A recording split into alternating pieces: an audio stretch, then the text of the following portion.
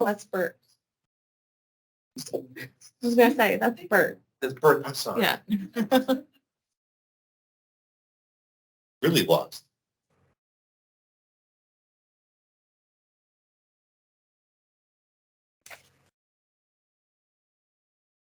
Clyde, are you kicking things off?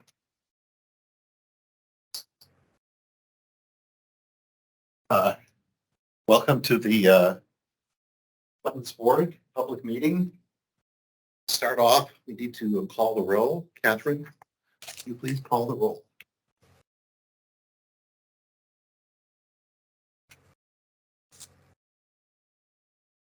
So Brian Campbell, Present. okay, John Collins, Present. okay, Dean Costello, Present. thanks. Bert Kramer, Arlie Dade, Present. Kim Larkin, Stephen Chappelle, and Clyde Wilbur. Present. We have a quorum. Yes. Hearing that, we'll move on to our first agenda item. And I'm opening the public hearing.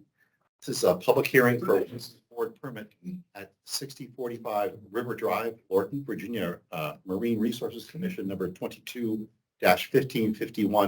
tax map number 122-124.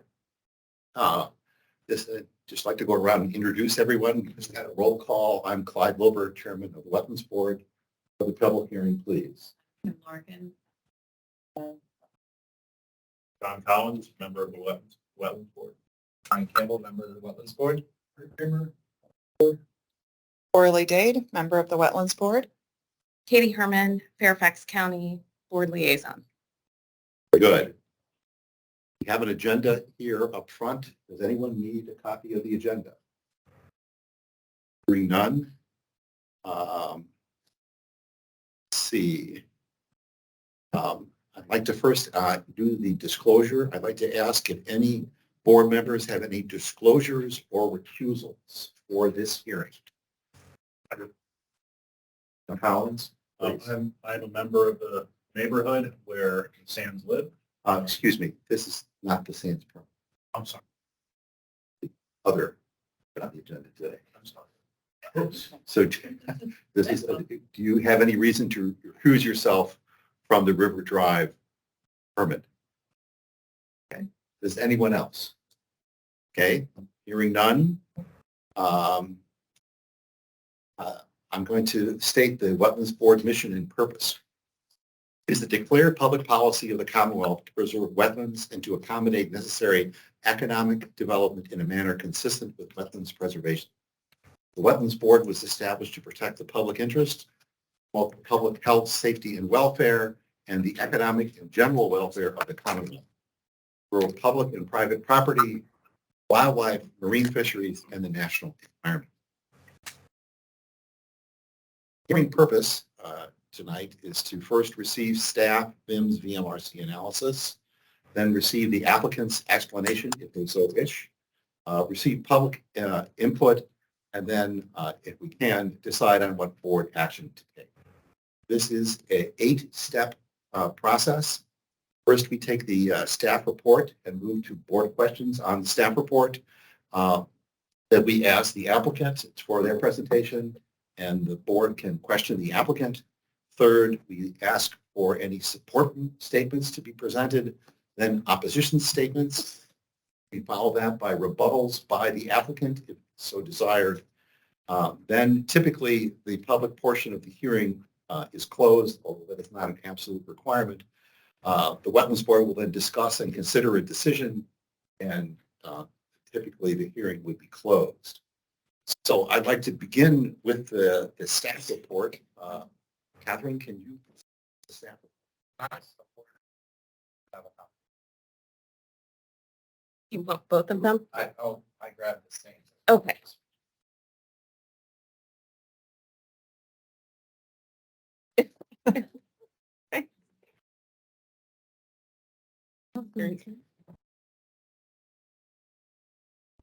Both.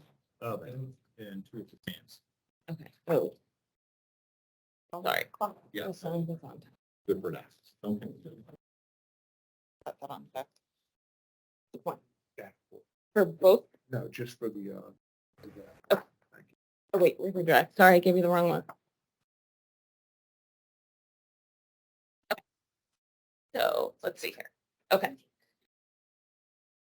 So the location of this application is at 6045 River Drive in Lorton, which resides on the Potomac River, where the red dot is shown. The applicant seeks approval from the Wetlands Board for a title Wetlands Joint Permit application located at 6045 River Drive. The application requests approval to construct a new 179-foot-long bulkhead seawall or seaward. Sorry, let me repeat that. Request approval to construct a new 179-foot-long bulkhead seaward of a failing bulkhead on the Potomac River. The proposed project will use pilings, whalers, stringers, and earth anchors to stabilize a new vinyl sheet pile bulkhead. I have 4 images here to show you of the existing conditions at the site, which were collected during a site visit with the Virginia Marine Resources Commission. While the existing bulkhead is not completely failing, it is showing its age by the state of some of the wooden boards and some subsidence on the landward side of the bulkhead. As you may be able to tell, there is a wooden bulkhead at the shoreline, and then about 17 feet from that is another wall that's constructed of brick and masonry. The residential structure was built in 1973, and according to Fairfax County historical aerial imagery, the first time a wall at the shoreline is visible is 1976, with an interior brick masonry wall constructed sometime between 1976 and 1980. The existing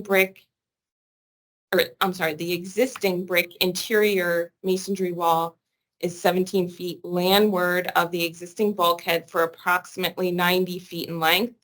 The county and VMRC have no previous wetland permit files for the existing timber bulkhead. So here are just 2 more photos. The photo on the left that's showing the metal fence is an elevated image from standing higher up above the brick and masonry wall. And then here's a corner of concern with the existing timber bulkhead on the site.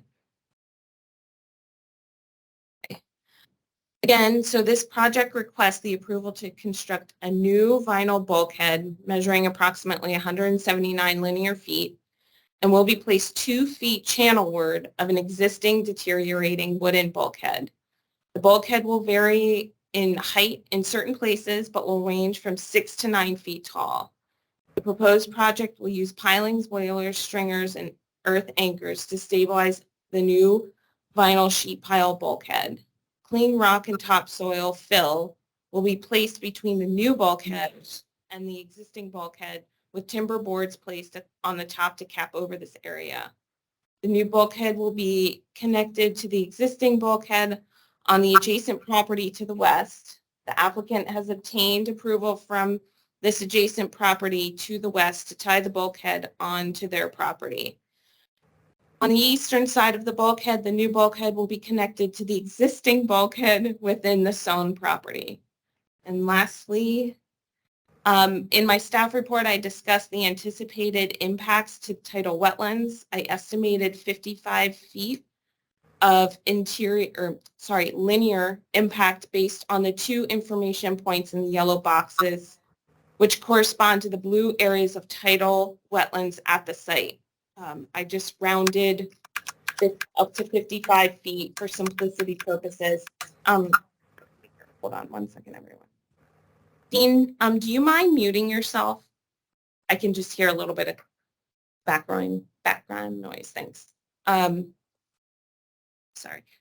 So again, I rounded that impact to 55 linear feet for simplicity purposes. I also used a 2-foot vertical assumption of possible impact because in most places there's somewhere a difference between 1 to 2 feet of vertical distance between the mean low water and the mean high water lines. Finally, the 55 linear feet times the 2 feet of vertical space is 110 feet of impact. And I mention all of this just because I'll refer to this again in a few minutes. So moving on.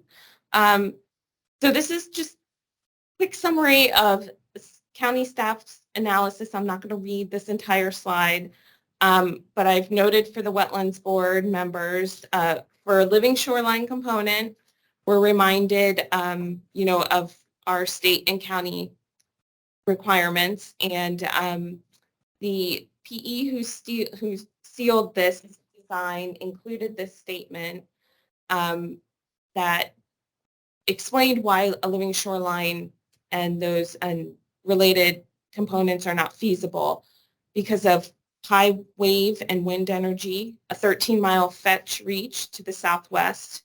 And during their analysis, they also considered buttressing the existing wall with riprap rather than a wall, which initially is what like VIMS recommends in these situations. But the applicant chose not to do this because it would have significantly increased the encroachment into both that subaqueous bottomland and the intertidal zone. So going back these blue areas here. I don't have, but up in the top left corner and then in the middle right onto the side, those areas would have been further impacted by the placement of riprap.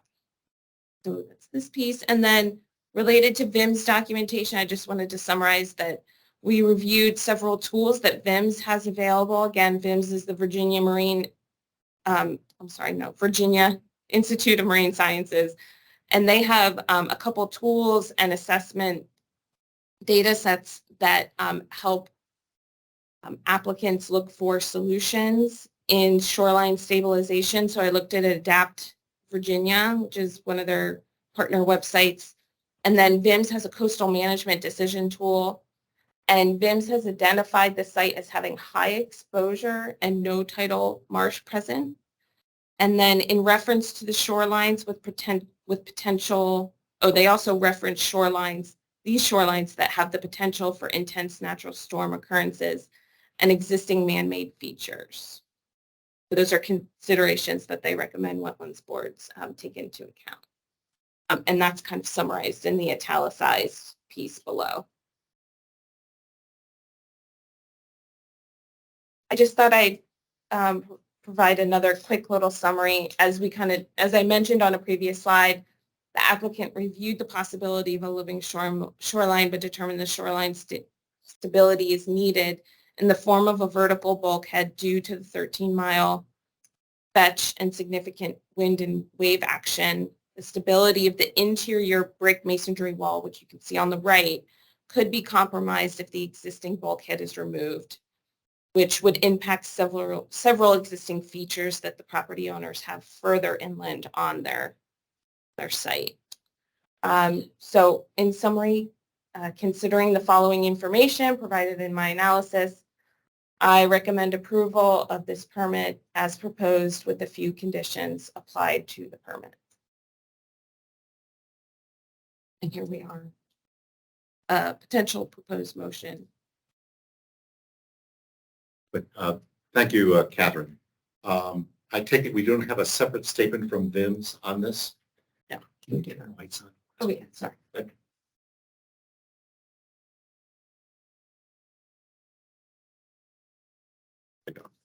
So we either have a VMRC statement or a VIMS statement.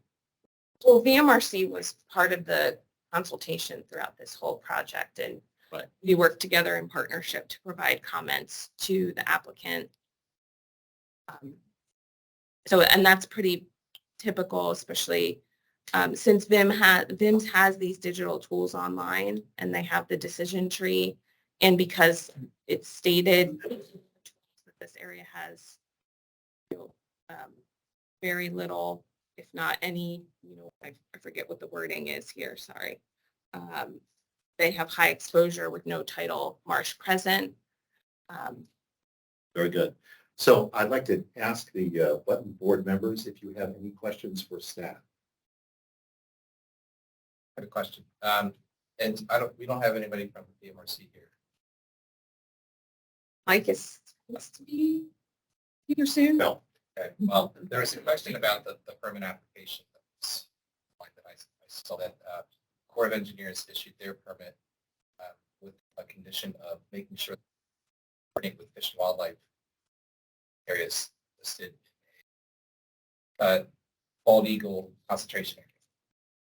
So, and there was no follow-up from that. That was on the permit that was issued April 19th, 2023. So the question is, does that have any applicability to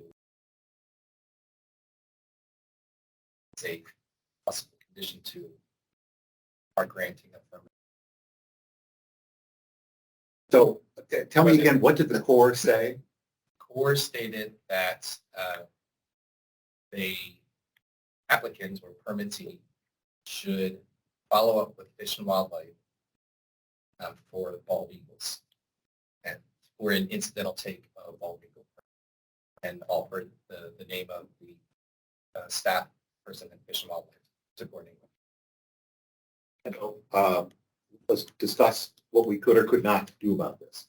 One, it's board, after some discussion, could conclude this isn't our purview and do nothing. However, we could also make a condition of the permit to address the issue. But the much easier thing to do, since we have the applicant here, is to ask them, I was hoping for. which we get to do in a minute. Okay, but it's an issue we can bring forward into how it will be approved and go forward. Okay, so with that, any other questions from the board? Would the applicant like to step forward and make their case? Good evening, Mr. Chairman, members of the board. My name is Jim Beck. I'm the engineer on this project. I think Katie went through and did a good job of describing the project and what we intend to do. I would add that I know in some cases the board and BMRC would like us to build behind the existing wall, but as you can see from that photo, we don't want to design anything that risks undermining that masonry wall.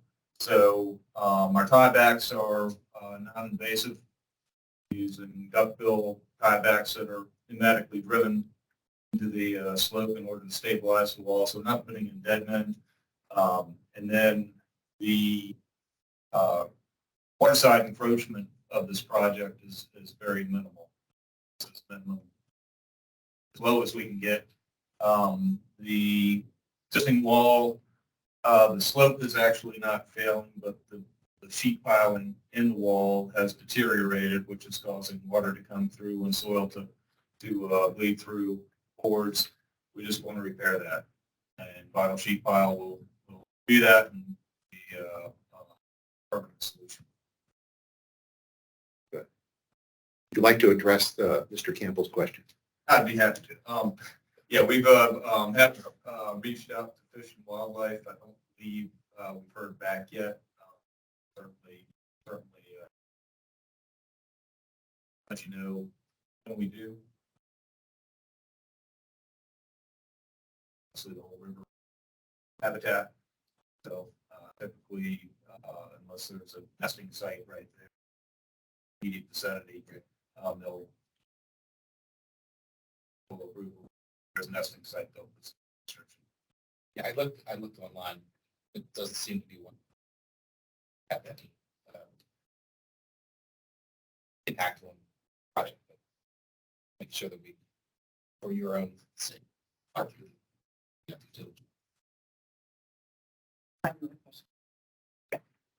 Just a question about the, you've got the buttress here, there, are angled in there. So the new wall will not exceed that width. Is that true?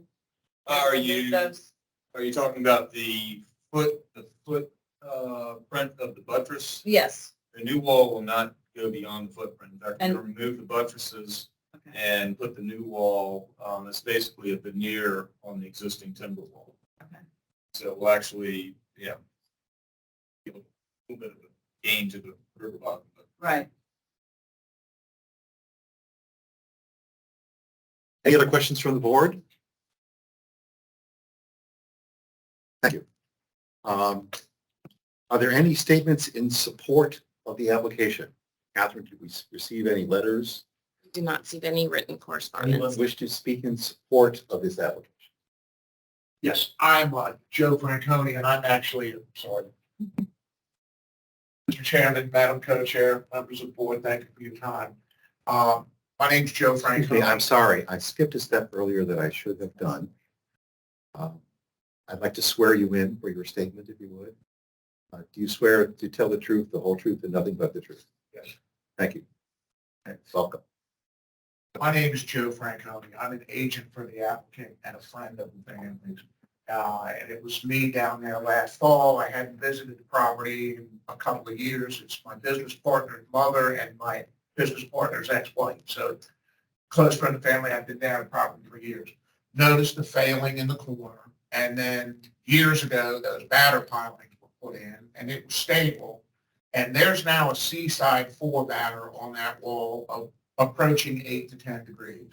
So I got and said, look, guys, we got to get this done. We engage Shoreline. We come in.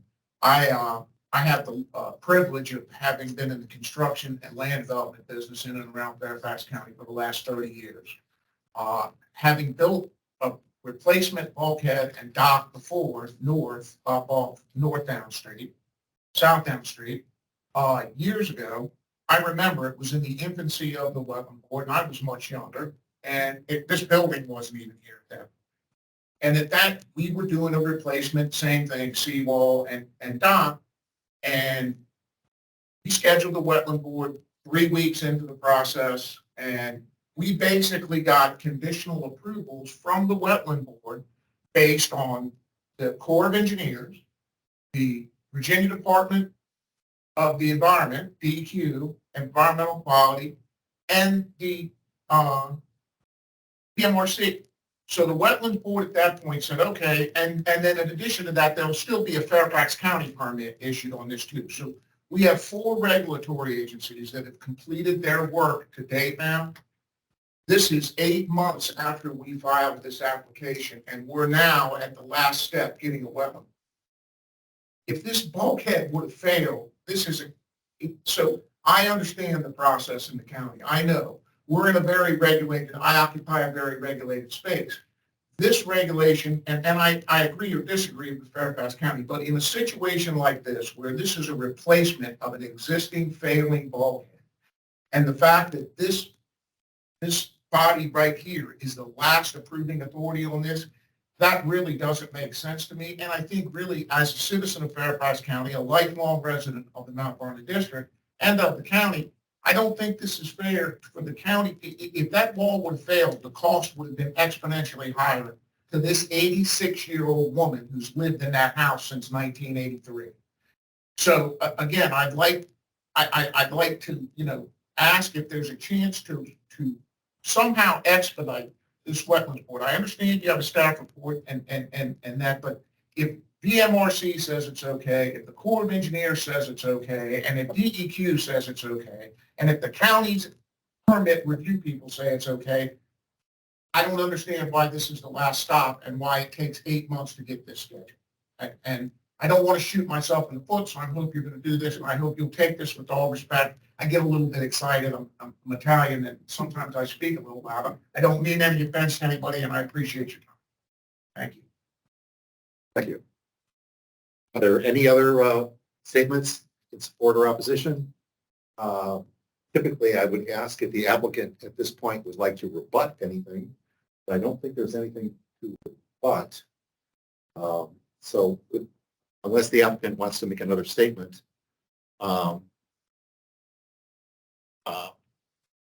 so typically at this point, we would close the hearing. However, there is always an option to keep a hearing open to receive additional information. Based on what we've heard so far, I don't think we're looking for additional information. So I just would like assent from the board that you do not want to keep the hearing, public portion of the hearing open. Is that fair for everyone? Everyone agrees? Yes. For the record, everyone has agreed. We don't have to vote on that. So with that, do I hear a motion to close the public portion of the hearing? So moved. To close the public portion of the hearing. Very good. We have a second. Second.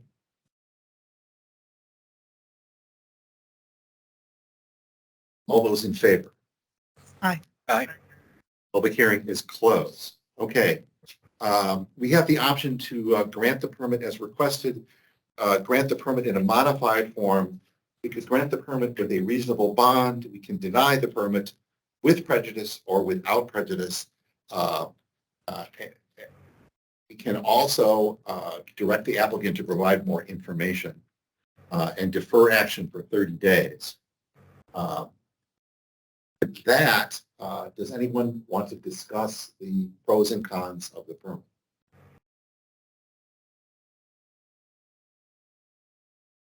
So if I could just summarize, let's go through each of the issues individually.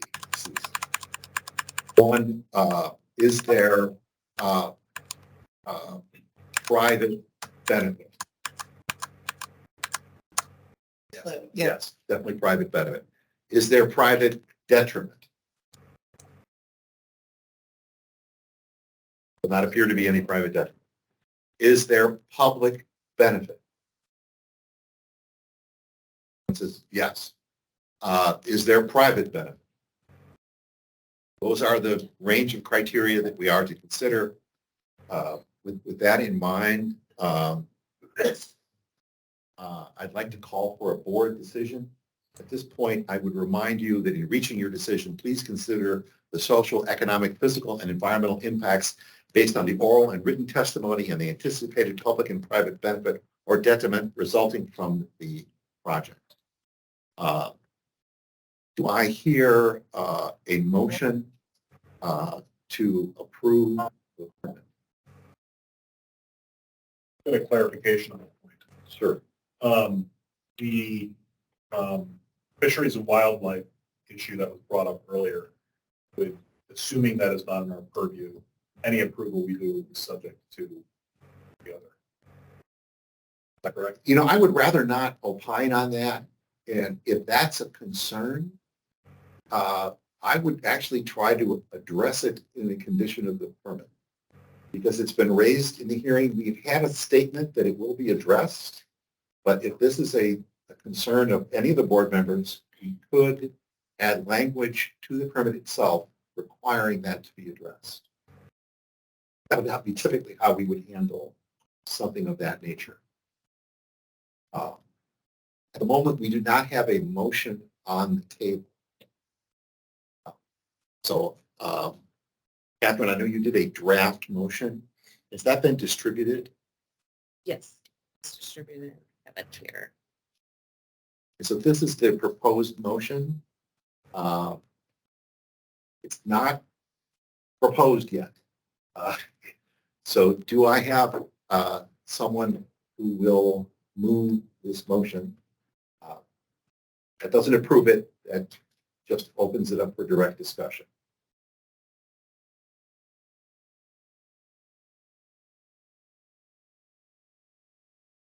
Tell you what. Yeah. Go ahead. I guess I'll move You to. gotta read it. Okay. Based on oral and written testimony presented at this hearing, the anticipated public and private benefit resulting from this project will exceed public and private detriment. Therefore, I move that Wetlands Board approve this application Wetlands Board permit, hashtag Wetlands dash, do I have to read the? Yep. WET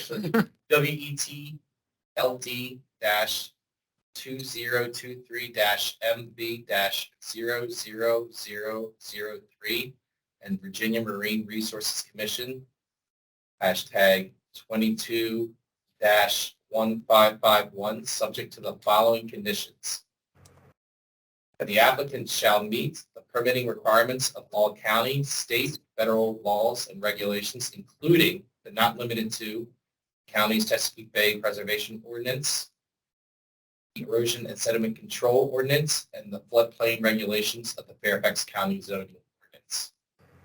That the applicant should pay a fee of $3,080 for the loss of 110 square feet of tidal wetland area lost from this project at the improved rate of $28 per square foot.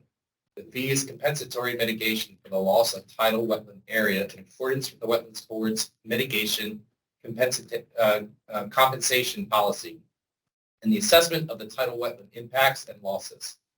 Check for the mitigation fee should be made payable to the Northern Virginia Regional Park Authority, which is the entity that holds the Wetlands Board Mitigation Fund money. A pre-construction conference with the permittee, the engineer PE of record, the contractor, and a member of Fairfax County staff will be held on site within 7 days prior to the commencement of the work. Will include a discussion of the terms and conditions of the permit. Notice will be provided to staff for the days when construction is planned to facilitate inspection. Before and after photos documenting all aspects of the project shall be obtained and included in the project completion certification required below. At the completion of construction, the applicant shall provide a certification by the engineer of record that the project has been completed in accordance with this permit, that the duration of the permit is for a period of 2 years. Do I have a second? So this is now open to discussion. It is also open for amendment. John. Brian, you made the motion. Typically, the person who made the motion would not amend it. But in this case, brought up the eagle issue. Okay. No. The first bullet point. No. The public portion of the hearing is closed. Go ahead, Brian. I move to propose motion. You say you want to amend your own motion to. Oh, I'm not looking to amend my own motion. Okay. I think, Yeah. I think the point that was being driven at is that I think that first bullet point does address the question. Very good. Adequately. Yeah. All right. Very good. Any other discussion? My understanding was that there was a linear feet that was being approached on here. Is that incorrect? Well, 110 linear feet. Did I misunderstand that? Catherine?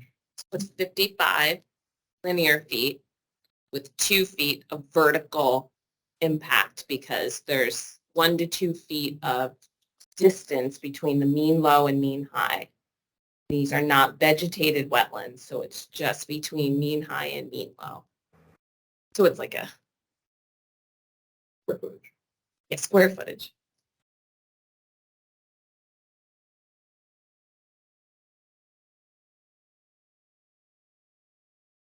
Any other comments or questions? I'm going to call the question. All those in favor, vote by saying aye. Aye. Aye. Aye. All those opposed? Does anyone abstain? Same. What the motion passes and the permit is approved, modified as shown above. Do I have a motion to close the hearing?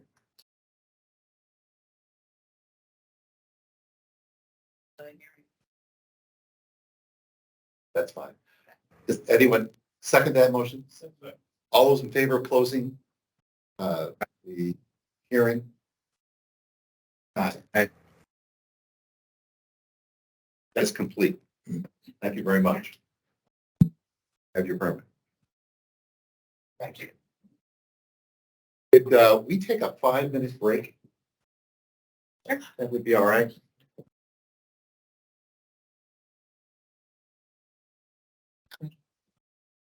One second.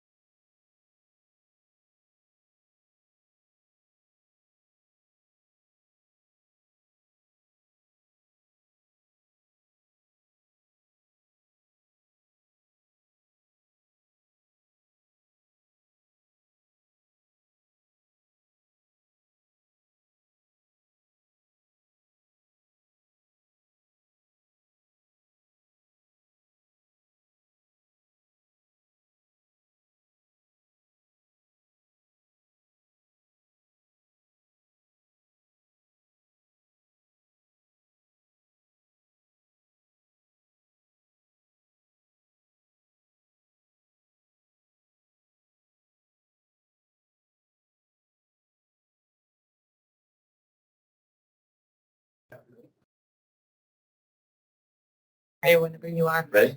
Dean, let me know if you can't hear me. All right, we're going to open the second public hearing of the night. This is a public hearing Wetlands Board permit for 10625 Green Drive, Gordon, Virginia, Virginia Marine Resources Commission number 23-0716, tax map number 113-4131. I'm going to introduce the board. I am Clyde Wilbur, chairman of the board. Larkin. John Collins, board member. Brian Campbell, board member. Orly Dade, board member. Katie Herman, Fairfax County staff and Wetlands Board liaison. Very good. Oh, wait, and we want to let Dean, Dean Costello, Franconia District. thanks, Dean. So Catherine, I think we effectively just called the roll.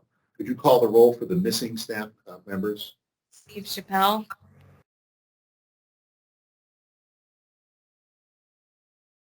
That's the only person. Catherine, do we have a hearing, forum? Yes. Thank you. The public hearing agenda here is in the front of the room. If anyone would like a copy, please step forward and take it up. I'd like to ask the board members if they have any disclosure or recusals. Disclosure. John Collins, please. We're in which the Sands live, interact at a number of events. It impacts my ability to be impartial. Any other disclosures or recusals? Hearing none, I'm going to state the Wetlands Board mission and purpose. It is declared, the Wetlands Board mission and purpose, it is declared to be public policy of the Commonwealth to preserve wetlands and to accommodate necessary economic development in a manner consistent with wetlands preservation. The Wetlands Board is established to protect the public interest, promote public health, safety, and the economic and general welfare of the Commonwealth, to protect public and private property, wildlife, marine fisheries, and the natural environment. The next step here is to state the hearing purpose and process. There were 4 steps here: to receive staff, VMRC, VMRS, VIMS analysis, to receive the applicant explanation, receive public input, and finally, if we can get there, decide on the board action to take. There are 8 steps in that process. First is the staff report and board questions, then the applicant and board questions, 3 supporting statements, 4 opposition statements, 5 any rebuttal by the applicant if so desired. At that point, the public portion of the hearing may or may not be closed. Then the Wetlands Board will discuss and consider a decision, and then the hearing is typically closed. We will begin with the staff report. Catherine, would you please proceed? Okay, great. Thanks. And Dean, while you're listening, maybe you can just make sure you're muted, and then obviously you can unmute when we go into the discussion portion. Okay, so this application is for 10625 Green Drive, which is shown at the red dot on the screen.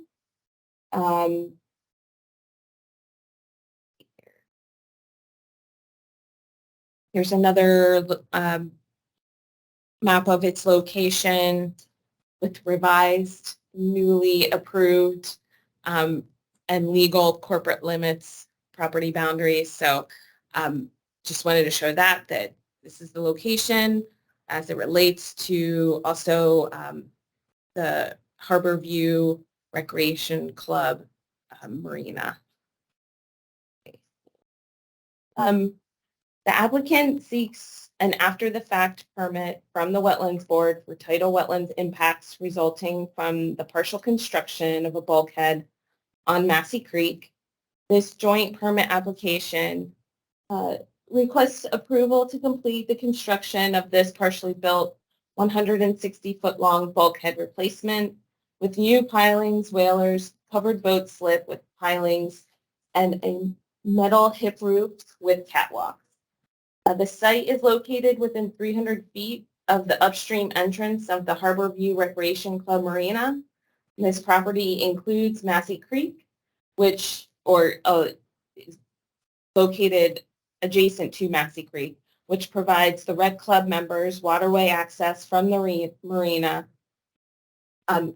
through and out to the Potomac River. The shoreline at the subject property is within 8 to 10 feet of a navigable waterway. There are 3 photos of the site near and about high tide in early April 2023, in which staff from the county and the Virginia Marine Resources Commission and Wetlands Board members were present.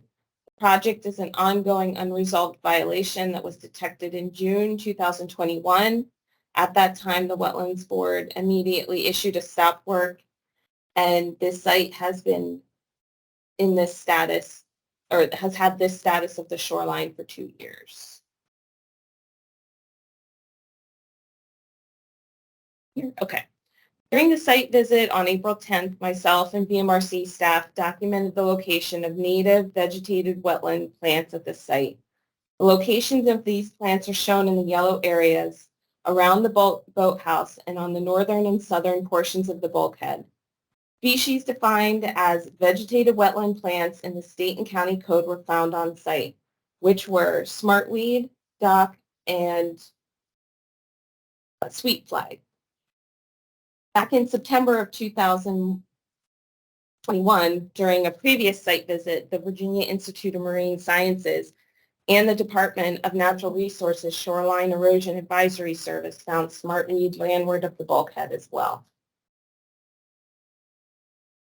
In summary, over the course of 2 years, some wetland vegetation has naturally established itself in this area and is now subject to tidal intrusion. As mentioned, the identification of these plants landward of the bulkhead in several locations along the bulkhead demonstrates this site has vegetated wetlands along the landward side of the bulkhead.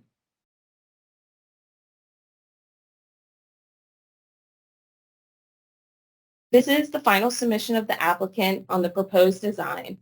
Since August 2021, the applicant has submitted several resubmissions of their joint permit application. The applicant has incorporated some of VIM's and DCRC's recommendations to include living shoreline design components into the final application. From the September 2021 memo from VIM's and C's, these entities recommended the following components be added to the application, which was supported by the county and VMRC staff. Adding low sills that would tie into the bulkhead, lowering the newly constructed bulkhead to just above the mean low water elevation, limit catwalks and boardwalks to only exist around the boat slip in a U-shaped design, and plant native tidal wetland species in designated landward planting areas to the north and south of the bulkhead. For each of the VIM's and C's recommended design features listed above, this application shows the following. Sills. There are no sills provided in the project design. The applicant has explained that installing sills out into the waterway would negatively impact boat access for the Harbor View Recreation Club Marina. Lowering the bulkhead. The proposed design only includes lowering the bulkhead in 2 locations, which are shown in those pink areas, on the northern side of the boat slip. Each section would be 4 feet wide. 4 feet wide. The 2 proposed lowered bulkhead sections are approximately 8 feet in length combined. The total length of the bulkhead is 160 feet, with 80 feet of the bulkhead supporting the boathouse. All reviewing agencies recommended the entire bulkhead be lowered except for the U-shaped area around the boat slip. Location and extent of the catwalks and boardwalks. The proposed design does not incorporate recommendations from the various reviewing agencies in that the application continues to show catwalks and boardwalks along the entirety of the bulkhead, which is 160 feet. Wetlands planting areas. The application only includes 1 proposed wetland planting area on the north side of the boat slip, which is proposed to be 224 square feet of planting area. The proposed design does not include a wetland planting area to the south of the boat slip. Instead, the applicant proposes to reestablish this area with fill and grass plant species.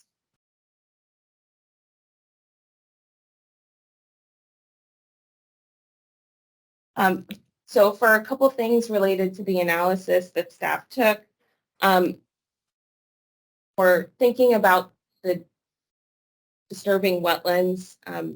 County and state code are specific in saying that piece on italicized text underneath disturbing wetlands. So significant disturbance to existing tidal wetlands would occur as the result of the proposed as proposed of the application design. The applicant's proposed addition of new boardwalks and catwalks and the limited limited vegetated wetland planting areas and the height of the bulkhead of the design components would not sufficiently offset the total disturbance to wetlands on the property. Because Virginia Code Chapter 28-Section 2 states that wetlands are not to be unreasonably disturbed, the county and several state agencies recommended reasonable design components that would have limited disturbance and enhance the restoration of the wetlands. Those recommendations were not included in the final design to the extent requested. Additionally, county staff does not support the applicant's decision that the mean low and mean high elevation lines should be derived from observational information dated in 2018. As shown in the blue lines in the proposed project design in the previous slide, instead, mean high and mean low water lines should be derived from current conditions on site and water elevation information from 2023. For the second item here, staff notes that the bulkhead could provide some stability to the Massey Creek waterway and that this perspective is relevant to the Wetlands Board consideration of the application. For item 3 here, as mentioned previously, staff from VIMS and VMRC as well as DCR were consulted about the potential to implement living shoreline solutions. These technical partners provided feedback to the greatest extent of living shoreline solutions available for this project, while taking into consideration that a new bulkhead was already built. As discussed a few minutes ago, while VIMS and Cs recommended low sills be placed under water beyond the bulkhead, this solution would have incurred significant costs to the applicant and may have impacted the use of the Massey Creek waterway by the members of the Rec Club. VIMS and Cs acknowledged in their memo from September 2021 that low sills may not be feasible and therefore recommended that the bulkhead be lowered so that water could flow across the bulkhead and that only the 3 sides of the catwalk around the boathouse remain. However, in this application design, the applicant has not incorporated the full extent of VIMS and DCR's recommendations. Also, the county and VMRC requested in April 2023 in a comment response letter to the applicant that the applicant provide a narrative explaining why previous Wetlands Board and VIMS recommendations for additional living shoreline components, such as the removal of the catwalks except for around the boathouse, and the reduced elevation of the bulkhead on both sides of the boathouse were not included in this application.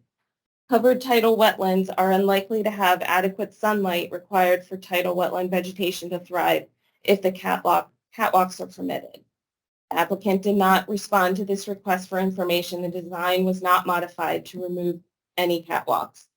However, the applicant has previously stated that the catwalks along the shoreline, a higher bulkhead, and fill landward of the bulkhead are needed to prevent the loss of one tree and provide safe access to the water and cover an exposed portion of tiebacks for safety.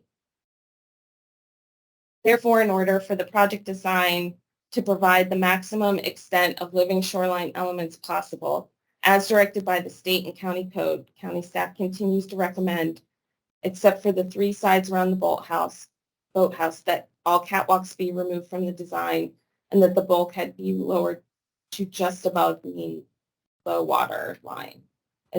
Also, additional tidal wetland planting should be incorporated into the design where the catwalks do not exist. The catwalks do not exist to promote the growth of additional tidal wetland vegetation.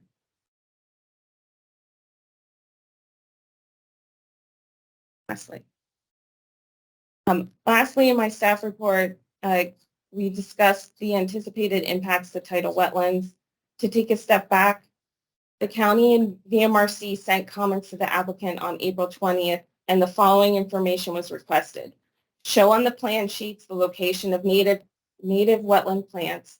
Add the 1.5 times the mean tide range on the plan sheet, cross sections, and calculate the square footage of these areas, the square footage of vegetated tidal wetlands that will be impacted or lost as a result of this project.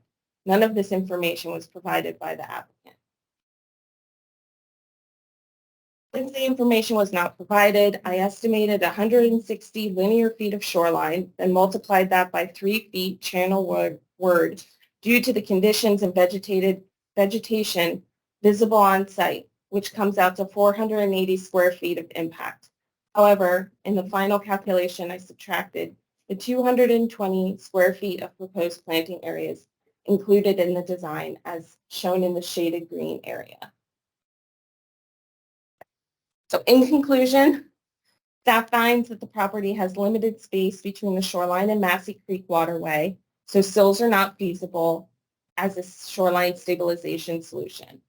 However, VMRC, VIMS, and DCR provided several other shoreline stabilization solutions that ensured the project meets state and county requirements. The application does not include the full extent of these solutions or provide reasonable alternatives to account for the disturbance of tidal wetlands by the applicant without an approved permit. Staff does not recommend approval of this application as it fails to meet state and county code. That's all I got. Thank you. Do board members have any questions for the staff?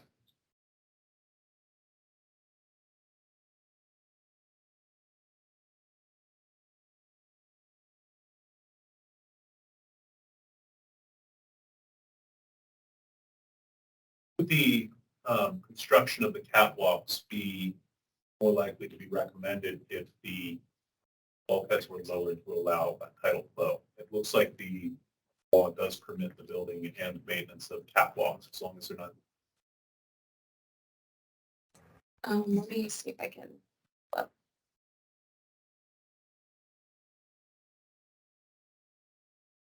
So you are, it's my understanding, and I don't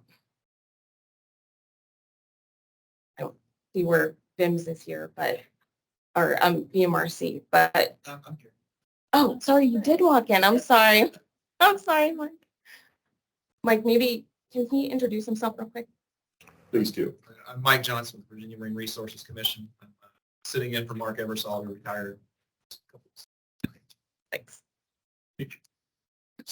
Okay, so I believe, and I'm going to do an interpretation of the state and county code right now, that can replace certain features of existing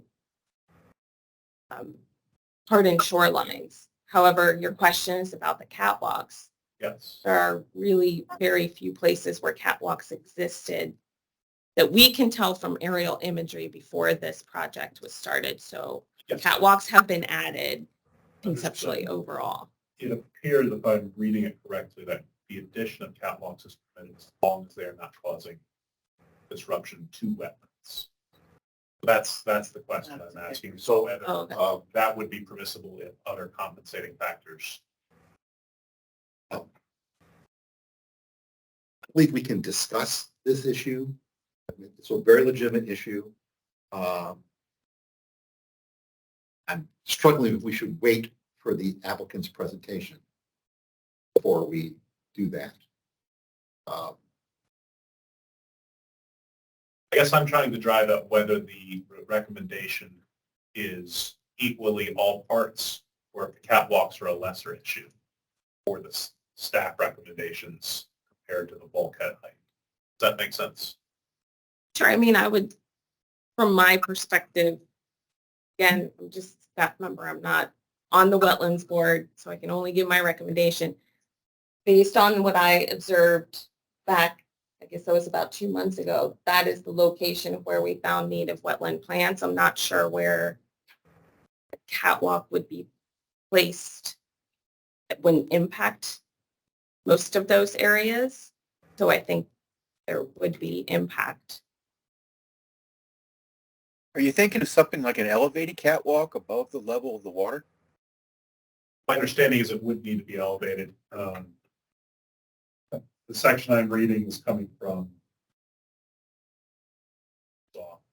You are, go ahead. It's It's an important aspect of the regulation. It's Virginia Code 28.2-1302, Section 3. On the construction and maintenance of non-commercial catwalks, piers, boathouses, boat shelters, fences, duck lines, wildlife management shelters, footbridges, observation decks, and shelters, and other similar structures, provided that such structures are so constructed on pilings as to permit the reasonably unobstructed flow of tide and preserve. I'm sorry, the header for that was these activities are permitted in wetlands. So, Yeah, and those actually do not require a permit at all. Right. So if someone wants to add a catwalk, a footbridge, typically they would not require it at all. So that is an aspect that we can discuss when we get to the deliberation. Any other questions for staff? I do, I have one. So staff had several information requests from to the applicant, and there was no response to those specific requests. Is that correct?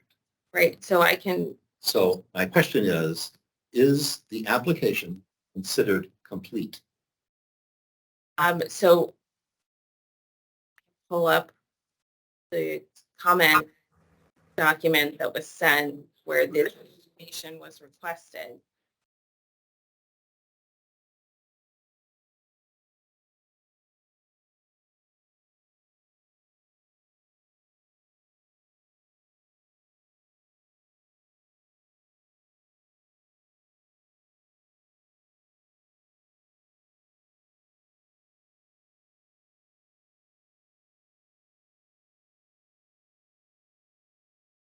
Catherine, I don't think we need to see the Oh, okay. specific request. So, I mean, yeah, The simple question is it staff interpretation that this application is complete?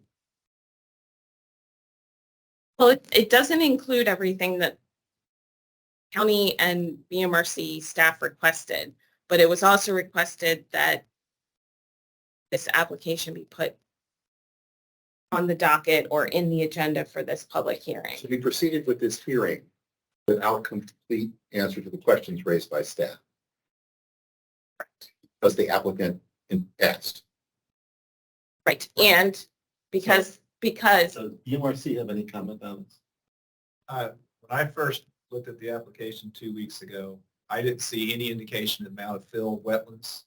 I didn't see any indication of what was existing wetlands on the left side where the mitigation is proposed. So what was already wetlands and what's going to be created from uplands. So I had a hard time figuring out what exactly the work was going to encompass in terms of impacts to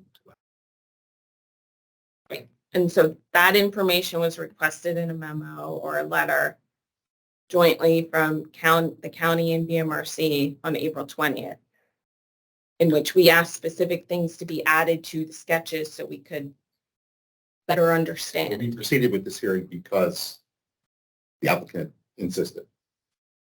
Well, yes, and they said that it was my understanding that the design was not going to be revised, that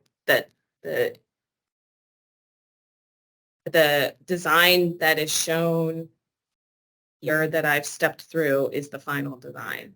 They would like to put forward to the Wetlands Board for comment. and consideration. Incomplete answer to the questions.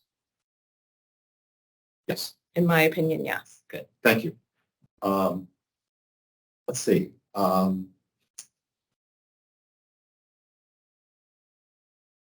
If there are no other questions from the board, I'd like the applicant or the applicant's representative, if they would like to speak to the application, step forward.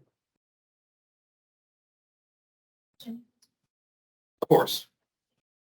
By the way, I'd like to swear you in. You swear to tell the truth, the whole truth, and nothing but the truth. Thank you.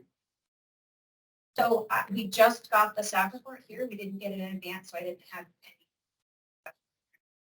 I would like an opportunity to respond to just a couple of things to potentially clarify. Some of those are going to be clarified in my response, but I don't know which you want me to do first. Read my prepared remarks, address the response. Whatever you want. Whatever you want. We'll read my prepared remarks first because I think they study. So, good evening. Thank you for your time tonight.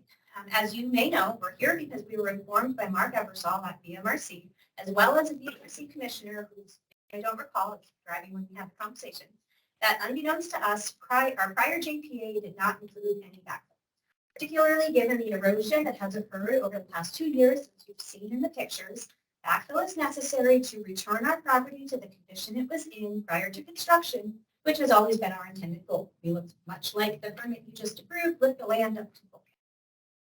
So our last permit, therefore, would have required us to leave our property in its current state, which, as you've seen, results in exposed tiebacks, an unstable area for our existing maple tree, and it's an unsafe environment for anyone in my yard with this kind of 3-foot ditch that is between our property and our bulkhead.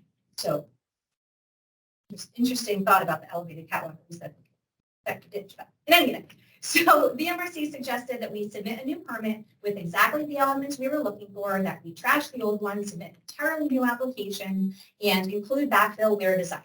That's exactly what we did, and that's why we're here today.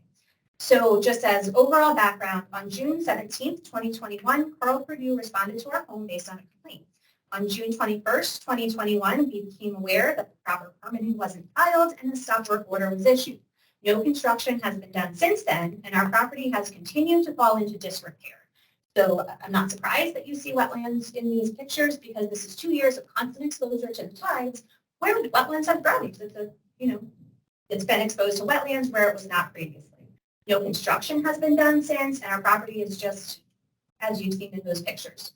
We also submitted a timeline for the record, which shows over the past 2 years that we've been diligently attempting to secure a permit despite numerous roadblocks in the way, since we found out in 2021 that we didn't have that required authorization. So that's on the record of that detailed timeline of everything that we've done to the best of our understanding.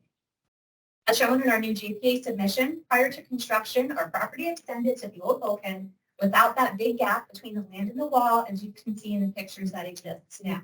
That gap was created during construction of this project. Mean high and low tides, as shown in our GPA, both hit on the water side of our old bulkhead, and our property itself was at an elevation above high tide. Our new GPA proposes to put our property back to this condition. My understanding from BMRC and informal conversations with the board is that the pre-construction topography and not the current mid-construction conditions are what the board should be using for its analysis of our property. I'll quickly run through the GPA elements and rationale behind them, which will answer some of the questions that have been discussed.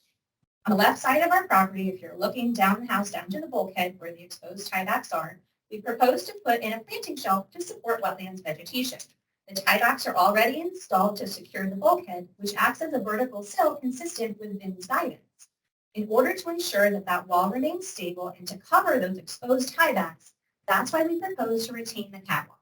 The catwalk will cover the exposed parts of the tieback, those metal rods, and will also allow us to access the planting area that we put in to ensure that we can properly maintain it. The catwalk has no detriment to the planting area because it will start after the catwalk ends. I also recall hearing from this board that there are some beautiful wetlands plants that like shade with a cardinal flower. So to the extent that there's available space, I could always plant something like that as well in a more shady environment. We proposed a planting shelf over the current conditions to create a more mudflat-like environment, similar to how the Potomac actually is. Those of you that have done site visits have seen across the way, it's a nice, beautiful mudflat, and it's a great place for vegetation to grow. Unfortunately, the steep slopes on the banks of our creek don't retain plant growth, and I was told by BMRC that vegetated wetlands are preferred to non-vegetated wetlands, so I wanted to use that planting shelf to ensure that the wetlands vegetation had the best chance of survival. We've also proposed to cut spaces in the wall to allow for tidal flushing above the planting shelf. Those are those two purple areas that he saved. And that was also one of the recommendations made by Vince. Also note for the record that the wetlands plants initially identified on our property were identified by Vince 3 months after construction had started, and our property was again left in project. During that 3 months, our land had constantly been exposed to water, just like it is now, unlike prior to construction. Those plants likely established themselves during those 3 months, just as these additional species are now in existence 2 years later. If no wetlands vegetation existed prior to construction, then because our property was at an elevation above mean high water, there were no wetlands that needed to be legally preserved. Even if there was a small area of non-vegetated wetlands where the top words were missing from the bulkhead as shown in a picture from the last wetlands board presentation, those wetlands would be limited to that small area to the left of the boathouse. And again, it was mud in that picture, there was no vegetation. Either way, the wetlands planting area that we propose to put in will completely mitigate for any areas of wetlands that may have existed unbeknownst to us.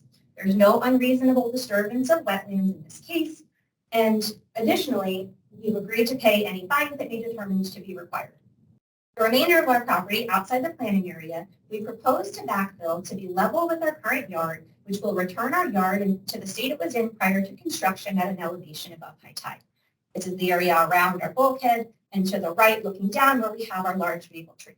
We did hire an arborist to give us a report in informal conversations. We've been asked what do we need what amount of backfill do we need to secure that property for the tree? And our arborist provided a report which we included in the record for our permit. It was included in the supplemental information form, and he told us that we need to backfill the entire length of the right side of the wall out to the drip line, which is essentially the entire right side of our bulkhead. As can be seen in the pictures provided, our tree was nice and healthy prior to 2021. Fortunately, the removal of the land and the consequential water exposure to the roots and the erosion that's occurring under the root ball has been extremely detrimental to our tree, which is noted by the arborist. We need to backfill that current ditch to stabilize the tree and mulch the area on top of it. Because we have to backfill and the roots are where they're at, we can't lower the wall because we have to backfill. We also can't put holes in the wall on this side because that's going to create erosion under the tree as the water comes in and does what it's doing now. So we need to keep that wall intact and backfill up to the amount that was listed in the report.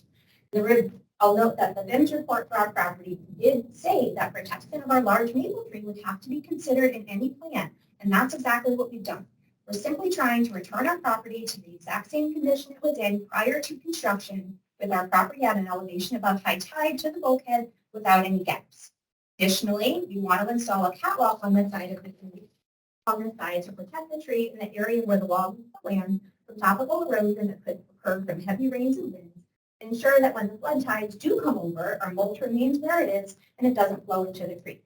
This will help to protect the root structure of our large maple tree, and it will ensure that it remains healthy and stable.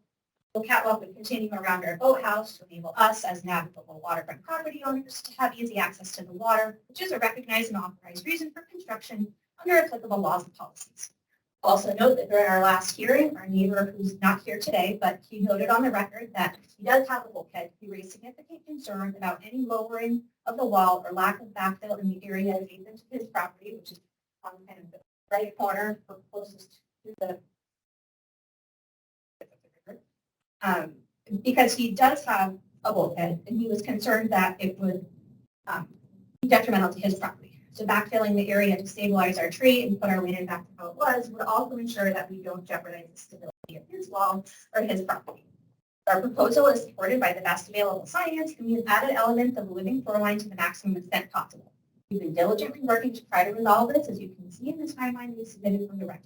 Our permit is consistent with the law, and the public and private benefits far outweigh any detriment. As such, we believe it should be approved by the board. And I can pause for questions, or I can go to my notes to respond to some of the earlier questions, whichever you prefer. I think I'd like to open it up to questions to the board, if that's all right. We have questions for the applicant. You indicated that the MRC suggested new permits and some backfill. Is that Mark Eversole? Yeah, Mark Eversole, and was an assistant commissioner. I didn't know the name of the guy. I was literally driving as it happened. We were talking about our appeal process, and they recommended I go about this route instead. to ensure that all of the elements that we wanted in our inventory could be met. And they recommended an appeal or that you file an That I entire dropped the new- appeal and I file an entire new permit. He suggested, he's the one that told me a couple of things. Number one, that I could pay compensation fee that was certainly permissible, and so we could do that, so backfill would be authorized. Number two, he also told me that we didn't have to comply, and that's where I think some of the confusion happened. You didn't say that. We didn't have to change any of the elements that come with our permit, just we wanted it submitted. It didn't have to be considered incomplete because we didn't. So that was, got that guidance from you. I did suggest that Mark show up tonight and he's a civilian, but it's good. Any other questions from board members?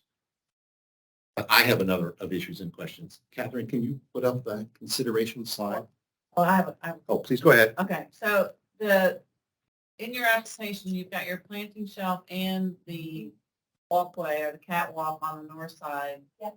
Across a property line. Is that your property line? Is that true? So here, Yeah, do you have permission to be on that? Is that property owner there that that property owner is here today and we've agreed to work on any boundary issues. We put out, and we told them we're happy to move it over. We don't have any issues with that.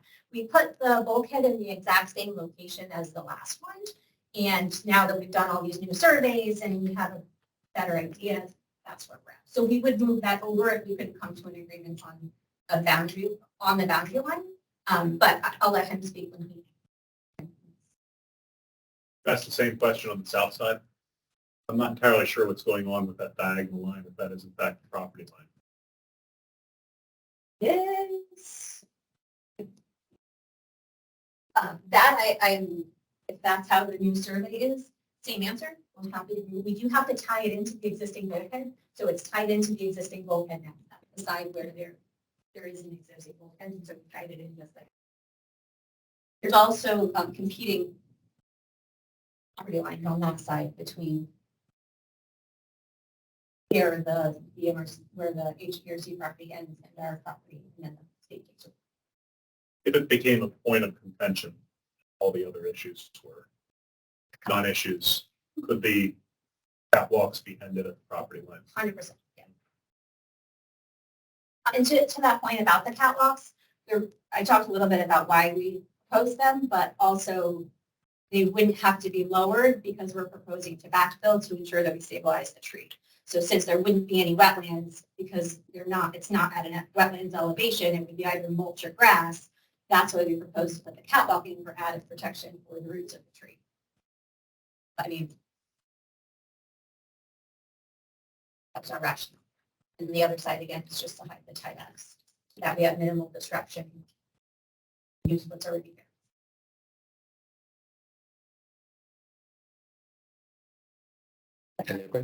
Catherine, can we move on? I have a number of questions. I'd kind of like to walk through a whole variety of these issues. We need to phone a friend, but it's not going to help again. So these are just considerations. First of all, this is a summary of the history of the permit application. This was presented at the meeting last. The applicant on it. I just want to confirm that this is basically correct. Property purchased in 2014. Historic photos indicate potential vegetative wetlands. Okay, I'm not about to. It's all right. Yes, I just want to establish that. I'm going to go through that. We have the photographs to examine. Wetlands construction proceeded without a permit. Construction obviated the ability to assess the wetland area prior to construction. This is an important point.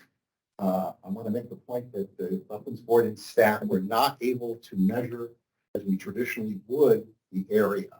And there are a number of competing area estimates for the disturbed wetlands.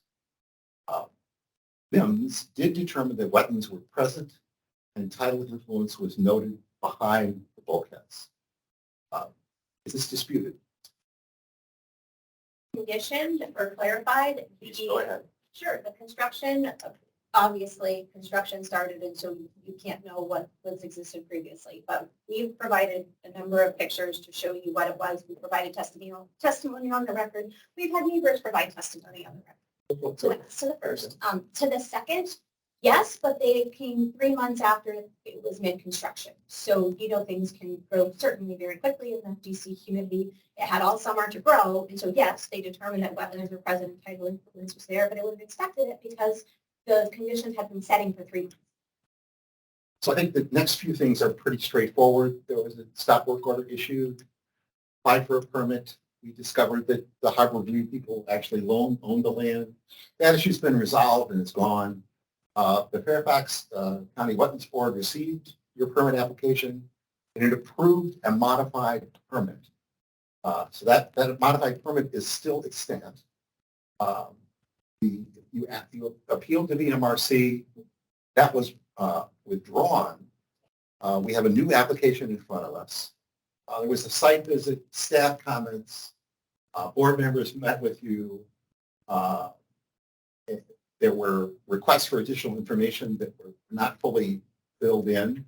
I'll stop there. Yes. Please go ahead. So I apologize if I missed the email, but my understanding was if I had responded to everything that I'd responded to, we were not going to change our application, and we were told by VMRC that that was okay, that we can't be required to change an application to submit it for a hearing. I did not realize that there was clarification that still needed to happen. So that's my fault. My understanding was everything was completed and we were on the path to move forward. If I missed explanation, I mean, I've submitted probably more than y'all wanted about justifications for what we've done. So I didn't think that there was anything that I didn't answer about I provided many narrative statements about why the catwalks were included. So if you asked me that and I didn't respond, I was not tracking that. So I apologize. This is a hearing tonight. We can fill in missing information. What were your four? If I may, we did respond, and I know one of the comments that you provided, Katie, which shows the line where the bill is to go. So we added that, and I believe that was in response to your April letter. Adding the vegetated location of vegetation was another thing that you had asked for, and we did not do that because our position is that 2018, when it started, there was no vegetation elements were not there. Yeah, in So we did not do that. right before construction. We have some information to present on that. We do have the staff report here tonight. It recommends rejection of this application. Saw that for the first time today. And we did receive supplemental information by the applicant. And my next step here is to try to go through some of that. Good. Next.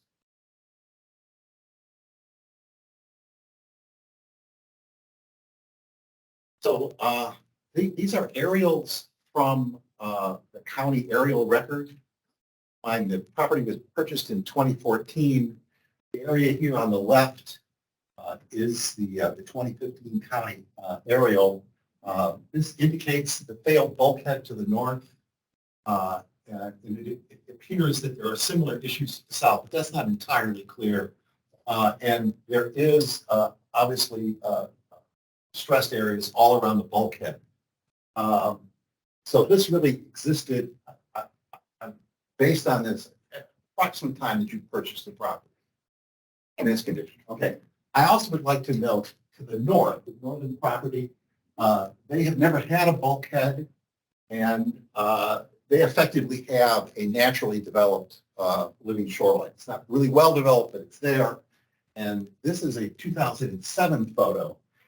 And from the photo is it would appear that the land is secreting, not eroding, which would seem to indicate that a living shoreline placed on the property as proposed by VIMS would be effective. I think that we want to keep in mind that it is VIMS recommendations to install a living shoreline here, in part for erosion protection. A bulkhead is not the preferred method of erosion protection. So I will stop and let you react to that, please. So this is a higher tide here. So there is this is a small area where the top of the boards were missing. It does continue kind of on a downward trajectory under the water. This right here, this is all intact. It's been all intact. We've submitted pictures that show it's intact. You cannot see because this is the tree covers the entire area here. So the landowner here, we have personally witnessed this property receding. This is a really high, it's a higher tide. This is a lower tide. So you see all this kind of area right here. That's all mud flat. So when the water comes up, it's going to come up and be different. So you can't really, the tide fluctuation on Easy Creek is so high that unless you're taking pictures of the same exact tide line, it's hard to tell. And we've witnessed a lot of that property eroding away. It used to be very gradual, which is similarly to how you see in that picture, the 215 to 27. We have the channel dredged, and it's now a lot more of a steeper slope. My kids can't even, the former landowners, we used to go fish from there. And it was a nice and gradual slope, but now it's pretty steep in our property next to us because of that dredging, and the erosion has continued. We've submitted pictures that show bank collapse. That's from our neighbor's property. And, you know, I think it would behoove that property to have some stabilization measures put in place as well. That's for stabilization. Again, let me point out, the shoreline is the VIM's recommendation for ocean protection. This is a very low energy location. Anywhere a living shoreline is going to be able to protect. I think that based on board experience, that is a likely one. So, and this is the planting area where we propose to put in our planting shelf, which will function as a living shoreline. This here, and we can't move forward. So this right here, this is the start of our channel. And so right here is Macy Creek. The water bottom is owned, the BMRC has made the determination that the bottom of that water is owned by Harborview Recreation Club Marina, so I can't touch it. Obviously the water's not, but all of that mud from about like 3 inches in front of our property, Katie has a picture up earlier of the new boundary lines. So I can't do anything from essentially like 3 feet forward because A, it'll impact the channel, but also it's not my property. So I can't move forward. I can encroach backward. We're willing to do that with the planting shelf on this side to the extent we can. Obviously, we need to make sure that we're mindful of our neighbors and we'll work with him. And we're willing to do that on this side. We would simply have right here around the bulkhead so we can access our boat. And then here, again, we can't put in a living shoreline here because of that tree. In order to protect that tree, we have to backfill that area because it's dying. I mean, it was in such great health and it's not. If I could, one more point for this. Sure. There are no existing catwalks. So you can't see them. There, you can see it a little bit in the back here. They're around the bulk, around the catwalk here and here. Plywood, but it's not actually a formal catwalk, is it? I'm not a builder. I mean, it was something I walked on around the boathouse, and I think it's not a catwalk. We go to the next. I'm sorry, I didn't mean to interrupt. Yeah, go ahead. So, these are photos prior to the violation and during. I believe this photo and this photo are prior, and this is during the construction. Yeah, this is while they're like Right. mid-construction. They're taking. So I'd like to point out that on the south end, it's pretty clear that the ground has receded from the bulkhead. There, on the south side, this area, where there was no bulkhead for many, many years. This is the area during the original inspection where vegetated wetlands were identified and plants were identified. So this area clearly is a vegetated wet area. In addition, around the boathouse itself, where there have been some plywood placed, you can see the erosion in and around, all the way around the boathouse. So these are photos from various periods of time, but it's pretty clear from the photos that there is wetlands on the north end, all the way around the boathouse. It's difficult to ascertain exactly how much is on the south side, but it does appear that it is there. And these are from photos that we submitted in your application. So I'm going to stop there and just let you react to this. Sure, no, I fully appreciate your allowing me to react. So these are irises that I planted. I actually moved them before all this happened. As you can see here, this view, So this view is different than this view. This, obviously, you have this kind of steep hill here. The grass goes up to the hill and then the hill goes down. There were still boards under here that we found out when we pulled it all out. They just kind of, the mud had collapsed down. This is after the dredging had been done. These are all leaves. You see the grass up here? This is all leaves, and then there's grass up here. There was no vegetation here. This was before Vince came. This was a picture that was taken by, I don't know, somebody, maybe it might have been the Wetlands Board member that had taken it. I'm not sure where it came, but I believe this is, well, no, it's still, everything's still up. So this is before any of that happened. So there's no vegetation here. It's before Vince came. So I maintain that there's no vegetated wetlands. Yes, there's going to be wetlands till about here where that elevation starts to be our kind of high tide.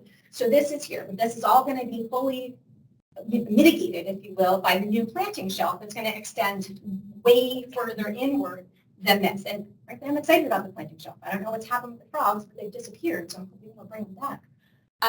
This here, so I said that the tiebacks had fallen, right? In our last hearing, I said that they were kind of cut over here. We needed to replace this wall. It had started to kind of go out. It was leaning. So this, here you have the grass. You have that it had started to erode. There was no wetlands there, but you could see, oh man, we better change this or it's going to be like it is now. But it wasn't. It was grass. My kids could walk right up to it and look down over the water.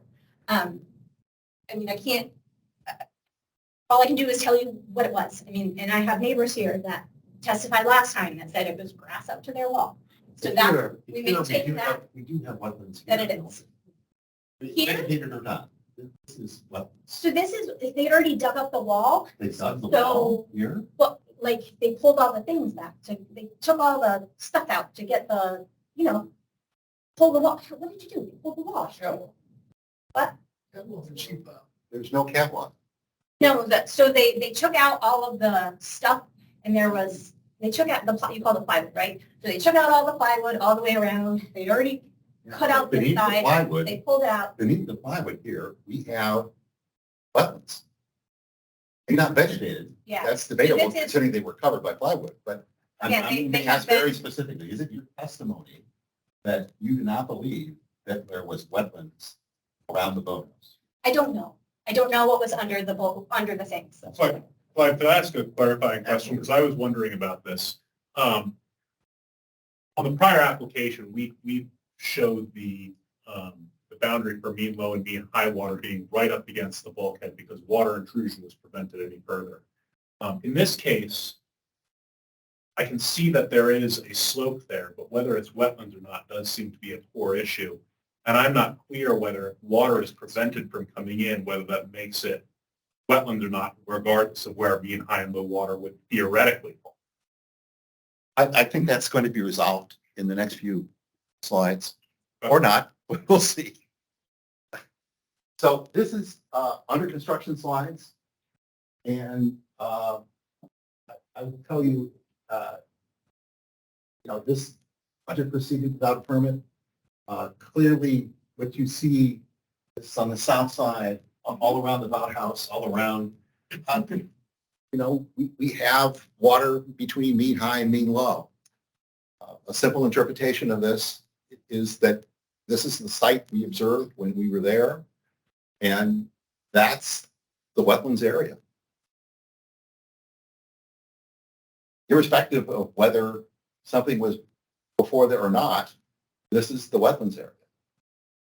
We really don't have a way of assessing exactly what was there before because of the construction.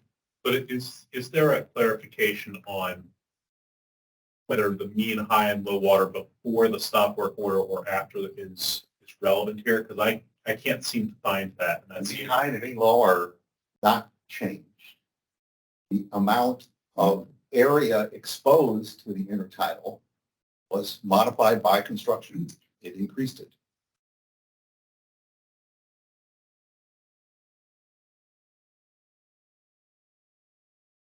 Now, I'm not saying this can't be mitigated. I'm not saying we can't deal with it, but it's there. And we have a staff report indicating 480 square feet of intertidal wetlands. And in addition, you can go to the next slide. Can we? Sure. Oh, I'm sorry. I didn't mean to. Thank you.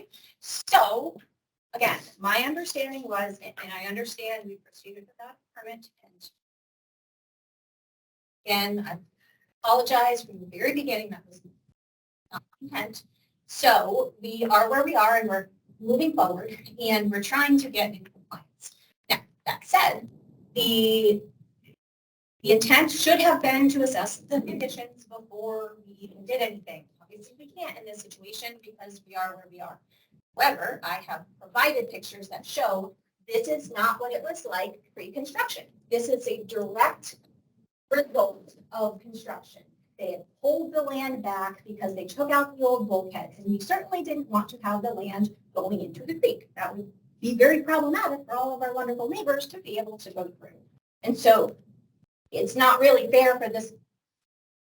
Don't know that there is support for this board to say, well, you've stopped mid-construction, we have to take those conditions into account and assess you from there, because these were created by virtue of construction and were supposed to be, to the best extent possible, looking at the conditions prior to construction. That's what we've shown. So none of this was here. As we saw in the last picture, this was all grass up to there. This is all the new wall pulled back so that it didn't have any erosion into the creek during construction. Same here, same here, same here.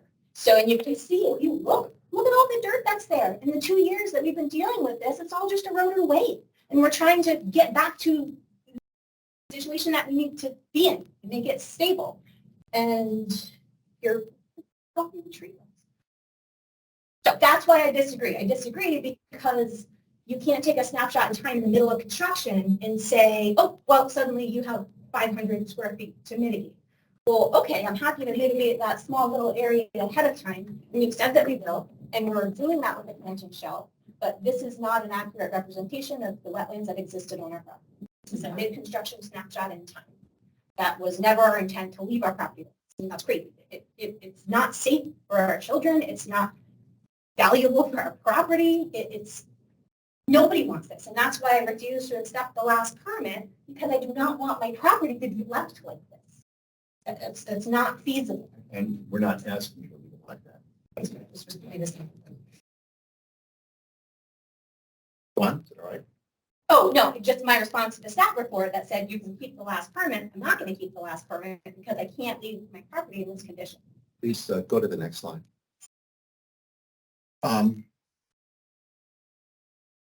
This is the new permit. Just to summarize what Catherine went through,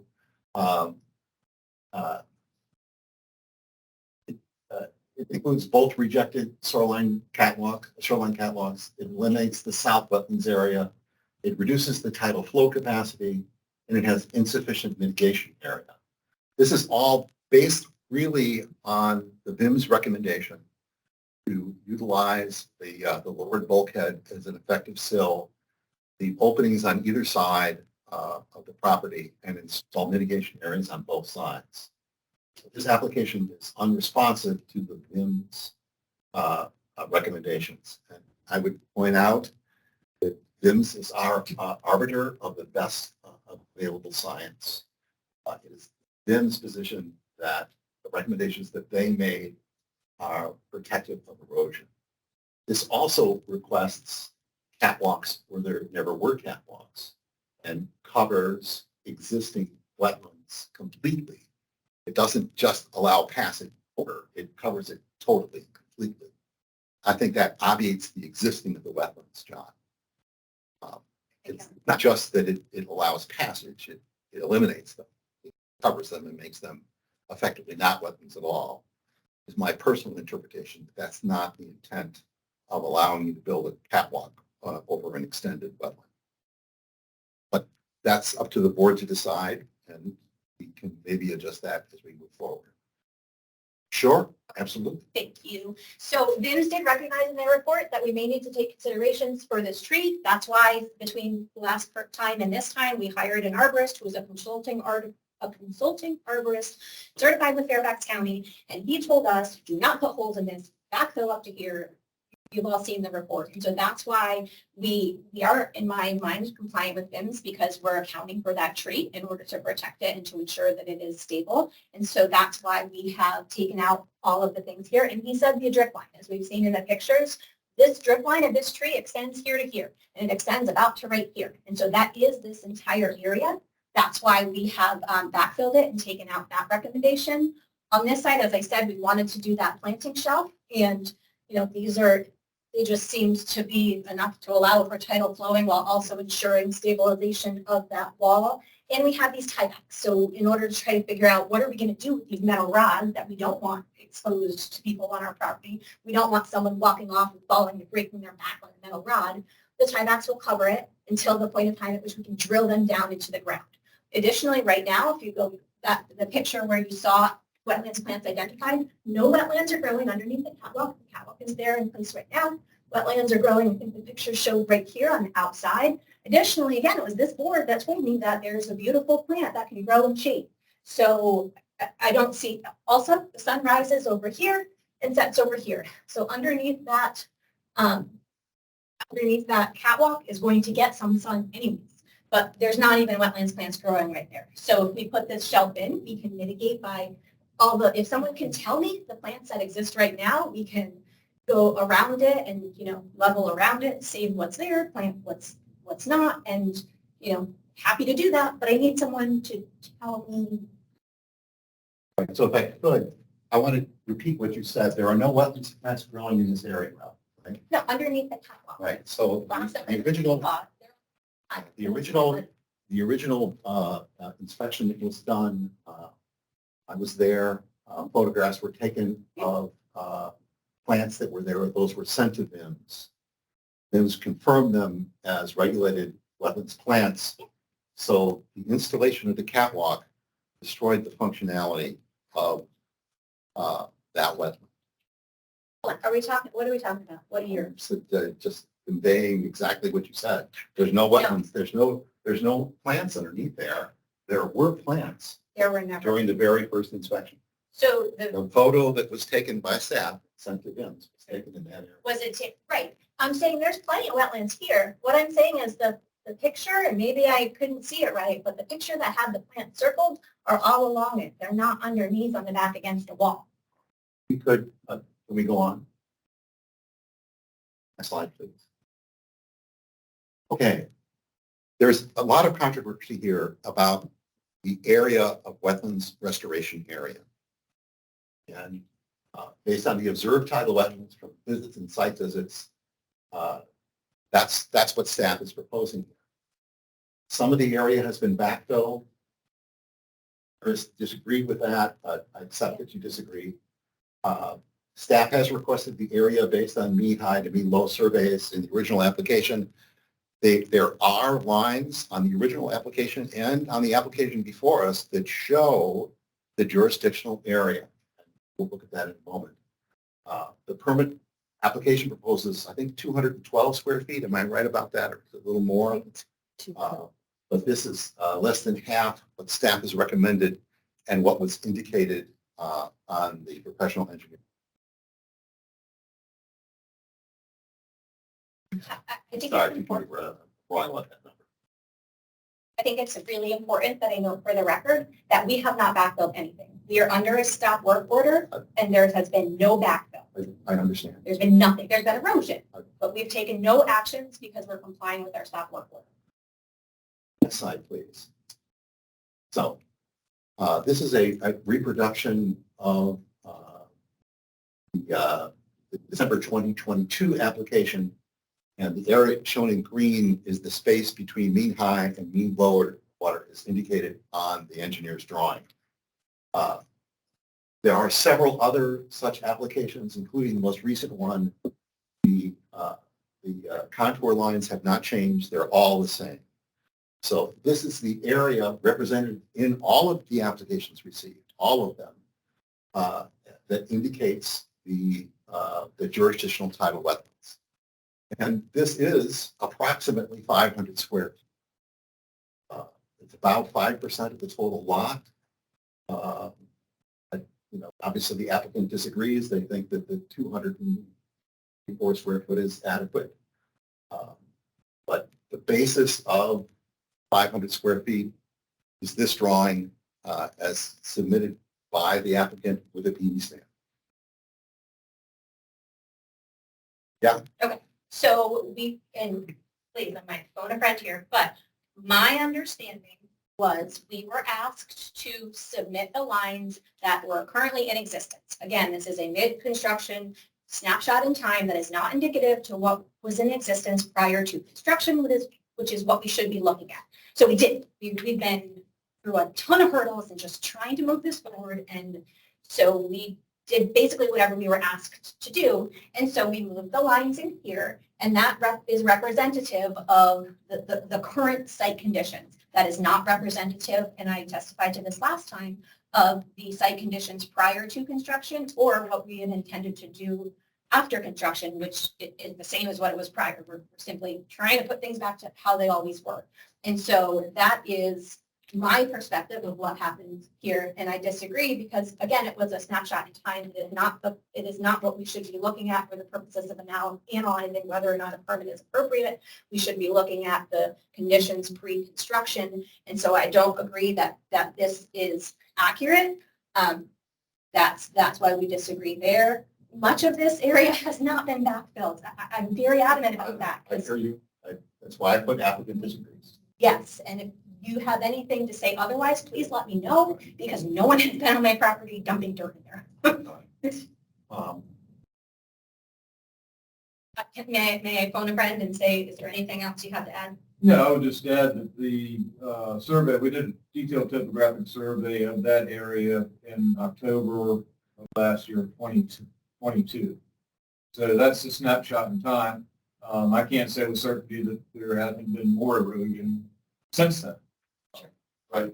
Certainly. Do we have a quantitative way to assess how much wetlands was there prior to construction?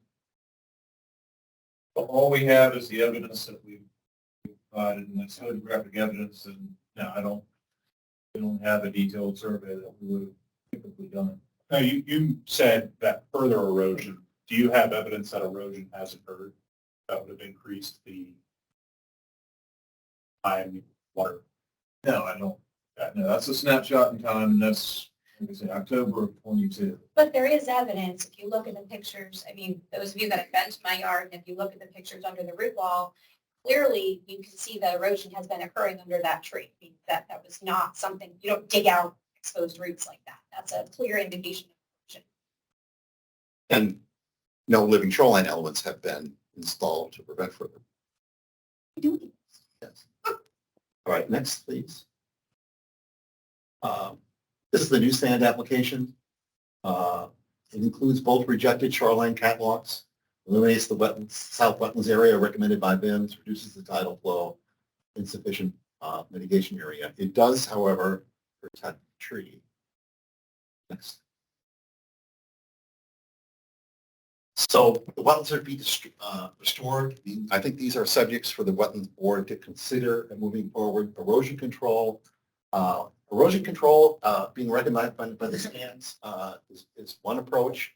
There is the BIMS recommended erosion control, which is a living shoreline or elements thereof. Mitigation fee. Mitigation on site is preferred where feasible. I think clearly feasible. The tree protection is an issue. Public benefit detriment. We do have a loss of wetlands here. And of course, there's private benefit and detriment that we will have to be discussing when we get to consideration. I think these are the principal areas of discussion. Certainly, the board members can add more. Next. So this is the typical range of board actions.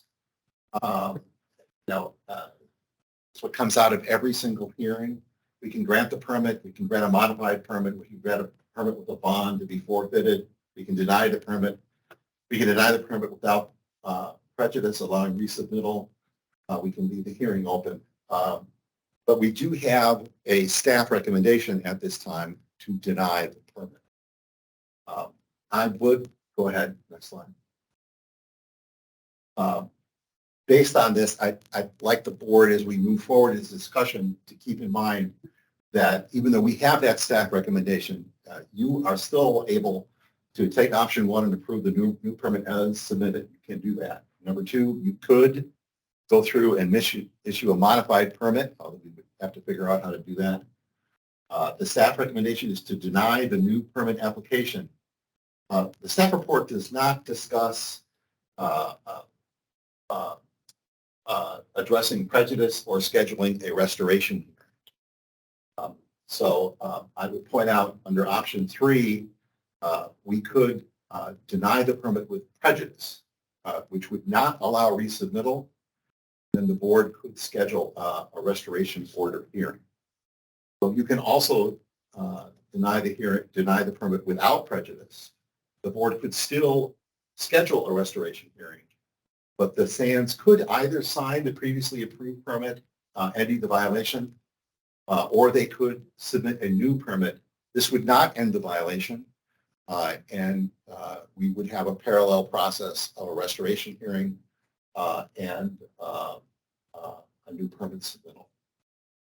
So I realize this is somewhat complicated. That's why I put all this up here. If the board has more options, consider. I have an additional. Sure, we're in the open hearing. Go ahead. So I did trying very hard to find the permit for our last bulkhead, the existing bulkhead in regards to the restoration order. USAC could not find it, but USAC told me, the Army Corps of Engineer told me that she believes it was established in the 70s, and the fact that she could not find it does not mean that it didn't exist.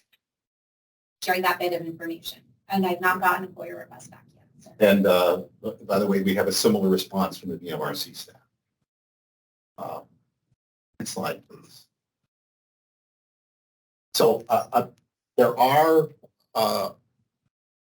under the staff recommendations, I'd like the board to consider and for the applicant to consider these 3 possibilities. One, during the public portion of this hearing, which we are in now, the SANS could commit to signing the previously approved permit and withdraw the current application. This would result in no need to deny the current application. It would not require us to move to a restoration order. If we move to deny with prejudice, then they cannot submit a new application. They could sign the previous admitted approved permit to end the violation and the need to have a restoration hearing. But if we do option 3 and they don't do that, then we're moving to a restoration hearing. Option 4, deny without prejudice. Again, the SANS could sign the previously permit ending the need for a restoration hearing. The SANS indicate they will submit a new application. The restoration hearing would still be scheduled, but we could resolve those things in parallel. We're going to have more discussion about this as we move forward. But I wanted to make sure, Mrs. Sand, that did you understand these options? I understand that, but do you understand that the prior permit required me to leave my property in the condition that it's in? It does not, ma'am. It requires you to install what your engineer approved. Which does not, which would require me to leave, and this is what BMRC told me, that I would have to leave the property in the current condition that it's in. There would be no backfill, there would be no grading, there would be nothing but a ditch. Yes. So if they. You could, yeah, but you can, but accept the previous permit, and you could do another current application to resolve the tree issues and everything else. This has been going on for quite some time, and well, we can discuss with the board members, but 2 years is not a typical time to have a violation open without resolution. And so the reason that these options are here is to try to give you the option to get out of the violation condition and move forward with another way to address your issues. Also note that this permit is essentially the same as the last one, except for backfill to protect the tree. And because of the backfill to protect the tree, it doesn't have the holes in the wall. Yes, but So it to the doesn't. extent you want to modify the other side. Okay, I understand. Let's do the next slide, please. So I just want to quickly get the board informed. There's been a lot of staff interaction. I wanted to point out some of the additional things that have been examined so that you have an idea of what's been going on here. We've had the wetlands regulations since 1972. You know, if we did move to a restoration or a modified restoration, I'm not recommending, I'm just trying to inform, it would be to return to a condition of this nature. However, could ask for a modified restoration. Onto the next slide. So a modified restoration, a modified permit based on what currently been submitted could be based on two principal things. The previously approved permit, the board has considered and approved a permit. It did not include consideration of the tree, and there are a number of issues that remain unresolved. So this is a series of conditions that could be in a potential restoration order. Move all the catwalks, restore to the December 2022 grade line, modify the bulkhead in accordance with the October 2022 back drawing, engage a wetlands professional to monitor, design, and progress the restored wetlands in accordance with Appendix F of VMRC enforcement procedures, require progress reports, required assigned wetlands plant monitoring, provide a letter of credit payable to Fairfax County, and potentially pay a civil charge. These are all possibilities that are laid out from the VMRC guidance document. I'm not saying that we would do these things. These are things that could be in a restoration order should we do that. We're not at that stage. Next slide. We also have discussed, staff back and forth about what permit modifications might be needed to provide for the tree protection based on what's been submitted. Basically, the new section E is acceptable, which is the way that the north side is dealt with. This area could be mitigated, not filled. The new section A is acceptable around the boathouse up to a new bulkhead. That's correct. You can certify that's correct. Not a new bulkhead, but up to within about 15 feet of the property line. The catwalk around the boathouse is perfectly acceptable. The catwalk north of the boathouse is rejected. The cathouse south of the boathouse allowed to protect the existing tree, but only up to within 15 feet of the existing property line. This is suggested as a balance between protecting the tree and restoring the wetlands. This is something the Wetlands Board can consider back and forth. Grade the areas north and south of the boathouse to provide the required wetlands planting area between mean high and mean low water. Fill in the others. The southern catwalk is acceptable to the extent to protect the tree. Plant tidal wetlands mitigation plants between mean low and mean high water for the lost wetlands. Provide 500 square feet of approved intertidal wetlands, both north and south of the boathouse. North and south bulkhead to be modified as per the March 13th application. Additional requirements as stated previously in the approved permit, except for the catwalk removal. Additional permits would be required. This is just meant for information only on if we were, staff does not recommend this, but we did discuss possible ways to do it, and these different items were discussed. And I open this up to your discussion if you would like to say anything about it. But again, I am not an arborist, so I hired an arborist, and he told me that you needed to backfill the entirety of the drip line. So that 15 feet does not conform with the opinion of the arborist. It also impacts our neighboring property owner who has a wall. So, you know, not here today, but he was on the record last time as being concerned about lowering the wall near his property because of the erosion that would affect it. So I am concerned that this does not sufficiently mitigate for our tree, and that's going to be detrimental if that tree falls. So if I could, you're saying that you completely disagree with the VIM's recommendation to add tidal wetlands to the south side of the property. Vin said that we may have to account for the tree. I understand. And so Ask that question again. Yes, I do. You're rejecting the VIM's best available science recommendation. I don't see how you can have wetlands plants on top of that If someone can tell me, great, I would love to have a conversation with Vince. Understood. Anything else?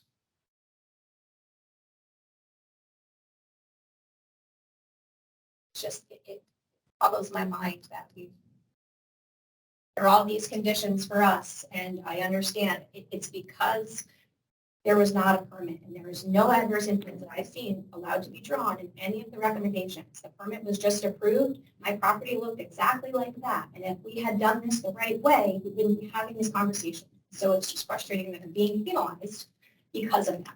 We have been, you've seen the timeline. We have been trying and trying and trying to get to the point where we can move past this. I And that's all understand we that want to do. I understand that you feel that you're being penalized, but what I that's really just truly want to relevant. try to convey to you is at the inspection and in your submittal, there's roughly 500 square feet of tidal wetlands.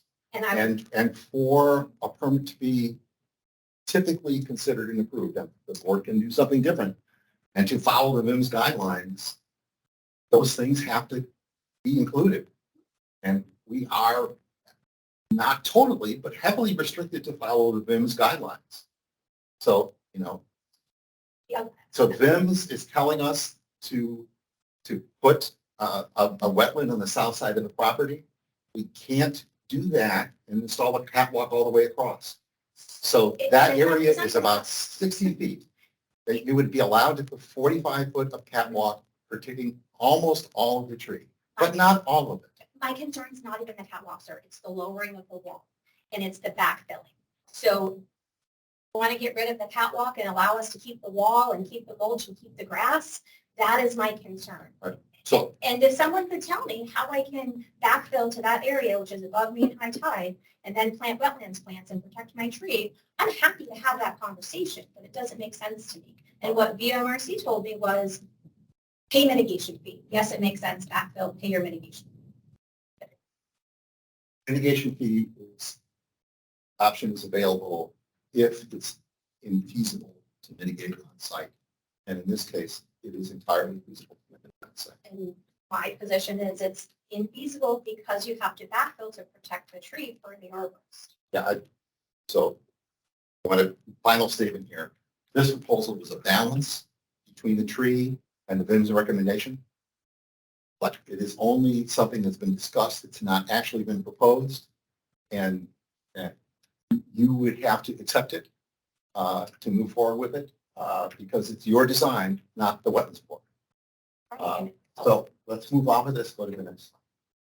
May I also say? Oh, sure, of course. Just that I'm not an engineer and I'm not an arborist. So I can't just unilaterally agree to anything either without having somebody look at it to make sure it's stable for my property. So just want that to be. These are additional items that could be included in these orders based on the 1991 guidance documents required for a wetlands professional allowed in appendix F of the DMRC enforcement procedures. We can require a professional monitoring, a bond, a letter of credit. The dollar amount here is just a placeholder. Something would have to be considered. The payment of the civil charge is dependent on a number of factors that we have not considered. So this really is not ready for consideration here. I just wanted you to have an idea of the elements that could potentially come on.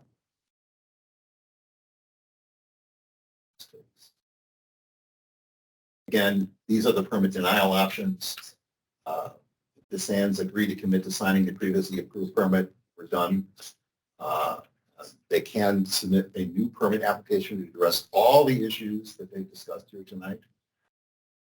Or we proceed to deny the permit with prejudice, in which case that they cannot submit a new permit application. They could still sign the previously approved permit, and we would potentially move to a restoration order hearing. Just a hearing. I'm not saying we would move to a restoration. Let me finish. And under option 4, denying without prejudice, again, the SANs could sign the permit tendering, or they could submit a new application. But we would also consider scheduling a restoration hearing. So please, Sure, so I don't see where is the option to.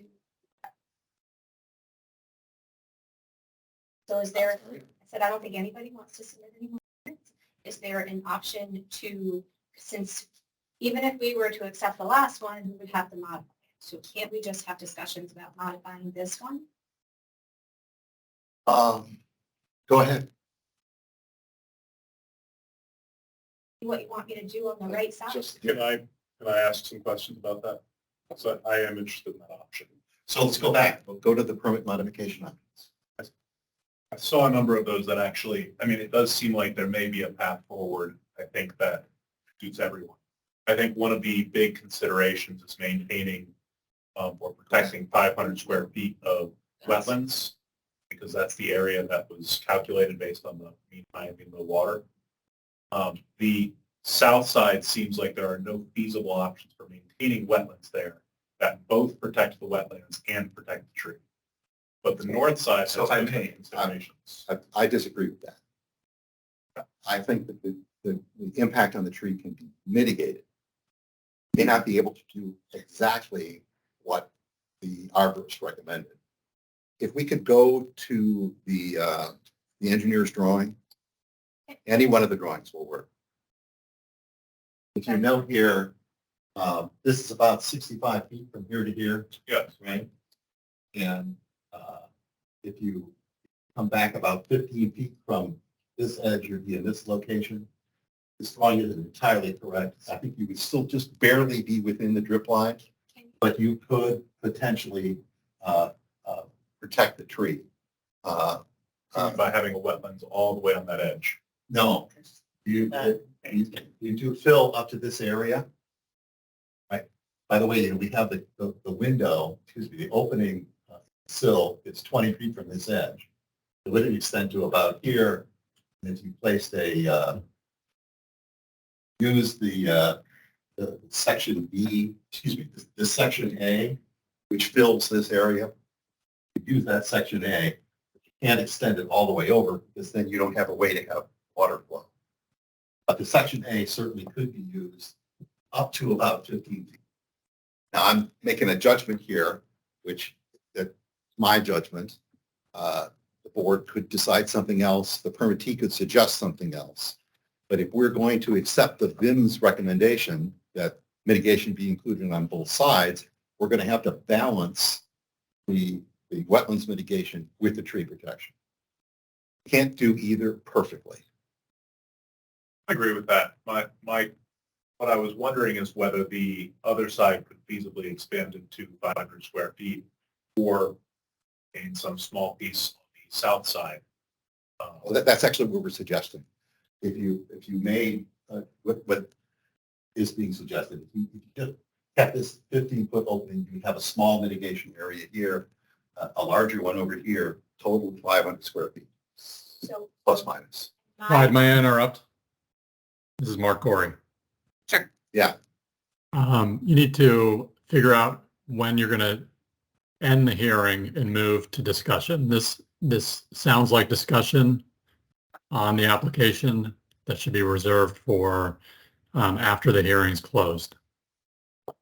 Thank you. I'll just say I disagree from right now on section A, but would have someone look at it. I think there are pictures of the tree. I'm happy to provide them. That drip line goes all the way to our. Again, his bulkhead is right there, so I don't know how I would jeopardize. I can't jeopardize my neighbor's property. That's not. You to discuss how we can mitigate on side B. I would also like to, if Jim would like an opportunity to speak, because that 500 square feet is certainly a really important point, and that's not how we talk about it. Yeah, I'm certainly be happy to answer any questions regarding the application, regarding what's presented. This is how we put our guidelines, so we don't agree with the 500 square feet of wetlands and then just be. If you want any questions, that 500 square feet is integral, right? If that's the number we're using, that's a whole lot different than the number we're maintaining. So if you have any questions for Jim, he's here. I do not. No, again, I think it's stated that the topo that's shown there is a picture in time. Last fall, this has been going on for at least a year previous to that. Now almost a year since picture in time, so. I think the aerial photos indicate a much smaller pre-disturbance wetland area. Can't quantify that exactly, but it's certainly not 500 square feet. Yeah, we don't know exactly what that number is. We can estimate it based on photo. You estimated at the last permit.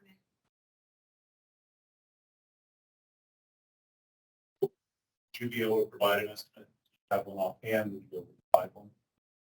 Probably provide one just based on the aerial photo, taking an area of where the steep slope is, but, you know, it's not precise. 160 feet, take 161 foot in, add 3 by 10, right, 3 feet inwards from the point that slopes down by 10 feet. What's that? 160 plus 30 is 200. I'm proposing 224. Oh, that's not right. It's water. So 224 would, I mean, 224 is put 2 feet inward the entirety of the area. So our property now is above the high water. So can I ask any of the board members have any further questions? I have a question here. What's the datum of your topo? I did that on NAVD 88, I believe. I put it on the drawing. Okay. And I did adjust the mean high, low, and mean low water elevation to that datum Okay. that we use. We use GPS to collect the survey points. So I adjusted the elevations and I submitted a NOAA datum chart. Okay. All right. To the extent I can protect my other neighbor's property, I'm happy to make the planting area bigger on the left side. To the extent we can, but I, again, need to be mindful of the neighbor. If that's feasible, happy to do that too. Can you make the planting area into an L along the boathead? The area that we Yeah, I saw think a lot of wetlands are along that. I have to double check and make sure there's no stability Where it's issues, wetter. but if so, I mean, I don't see why that would be problematic. So it's on your property. So I'm uncomfortable, right, allowing mitigation, even if this moves forward, allowing mitigation on somebody else's property. It all needs to be on yours. Yeah, 100% agree. I'm just saying I don't want to go right up to it, obviously, and then have eroding issues. So that's where most of Totally the agree. wetlands are, or a lot of them were located is on that, in the L area, actually towards the newer catwalk that you wanted to add. That's a very wet area. Sorry. I mean, it's up to you guys, but I'm willing to work on this permit and to discuss things on that B section. I'm pretty adamant on A because if that tree goes into that creek, the neighbors are going to hate it. It's a huge issue and I want to make sure to protect that tree. And that drip line does go, if we have a picture, pull it up, I'm happy to provide one. The drip line goes right to the property line. It's a really big. So if I could, the next step in the process here is to ask for letters or statements in support. Please go ahead. Before, out of the open part, can we discuss with Ms. Sands any possible scenario where you sign the proof that for that permit? No. No. And So that's again, absolutely not. I would have to modify it. So I don't understand why I would do that because given the conditions, it's not safe, it's not stable, it's not secure.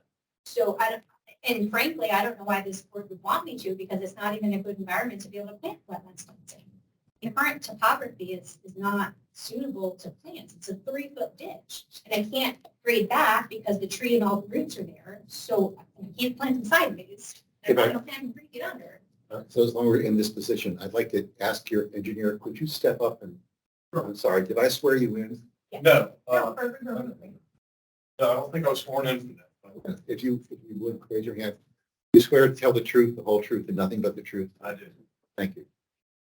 Can I turn the light? Yes, you can, by all means. Okay, sorry, everyone.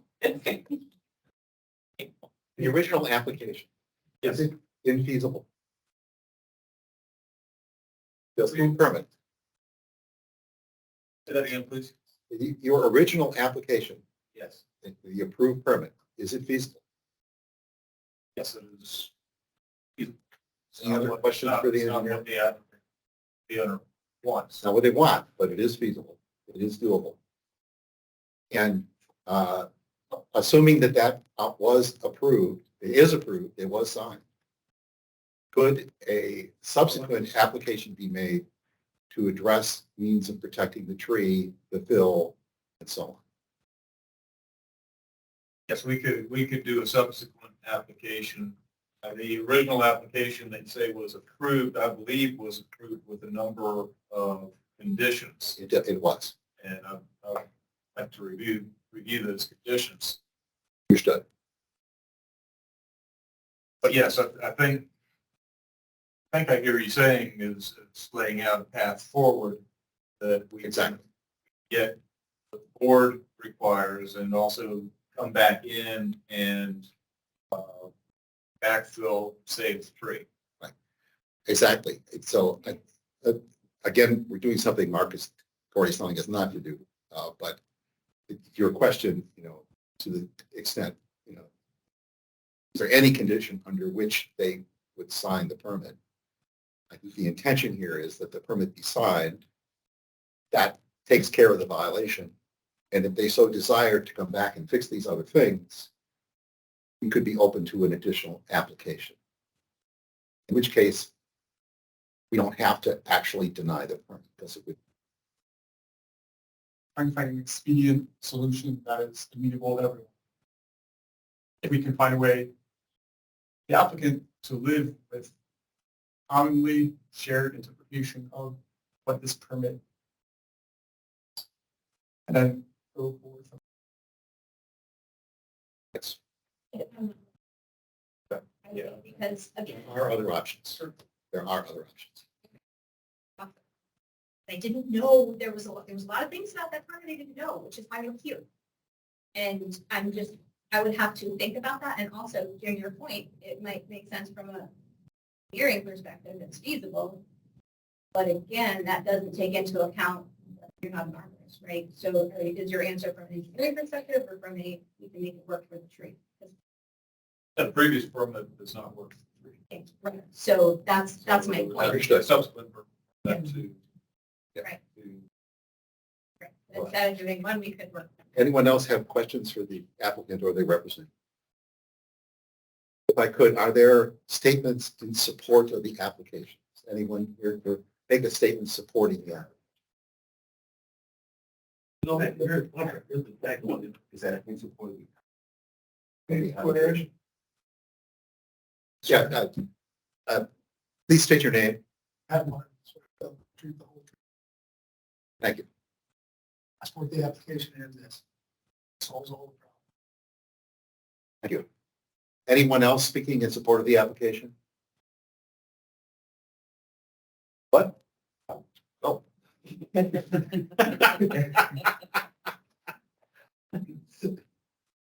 Larry, you've never been shy going to the podium before. Understood that I was raising my hand at the right place. Do you swear to tell the truth, the whole truth, and nothing but the truth? Yes, I do. Thank you. So I did. By the way, state your name, please. Larry Zaragoza.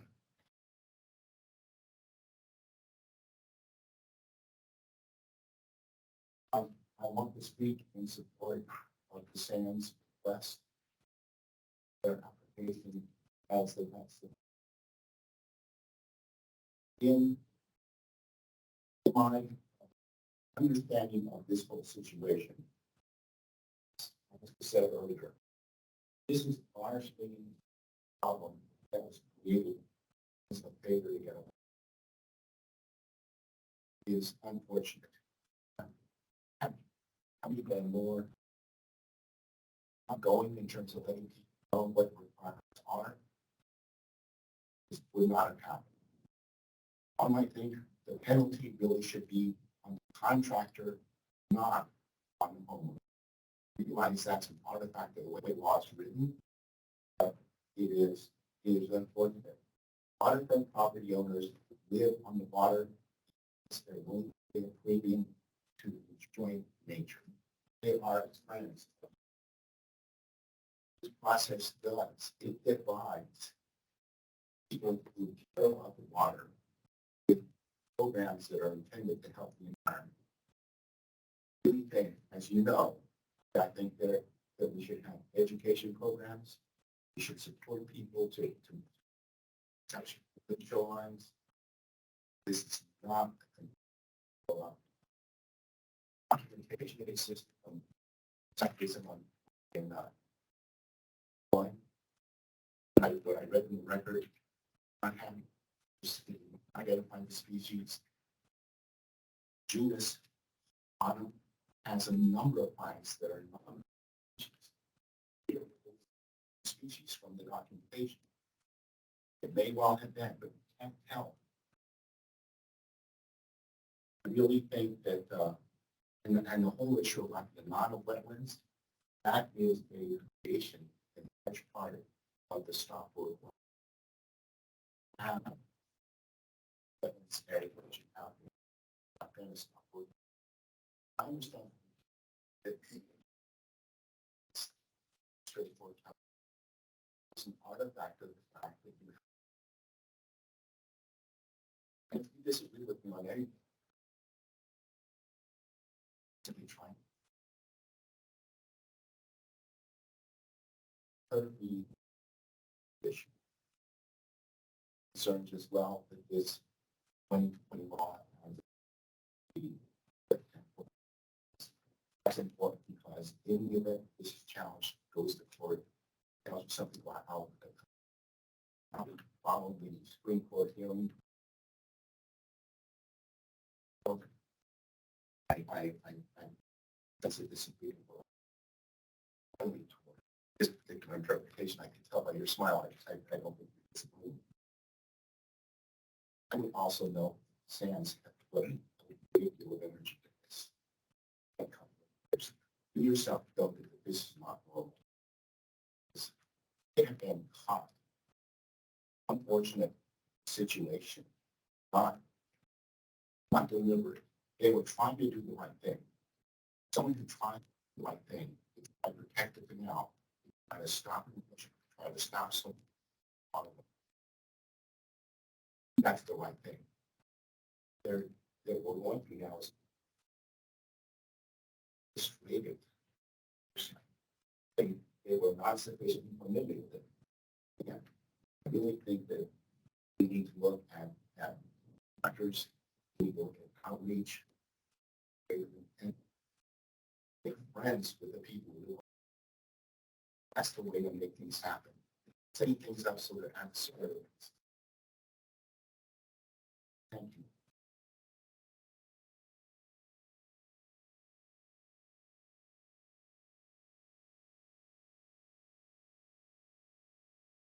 Please state your name.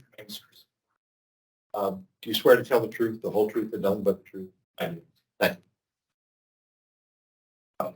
So I actually just like to figure out why I'm here. I live in the Mount Vernon district and live on that wetland. It's what it is. It's a Little Hunting Creek. Vested interest in this. The president of Stratford Landing Citizens Association. There are approximately 100. Also on tidal wetlands. Creek. For over 2 years, I served as the chair of the Environment and Recreation.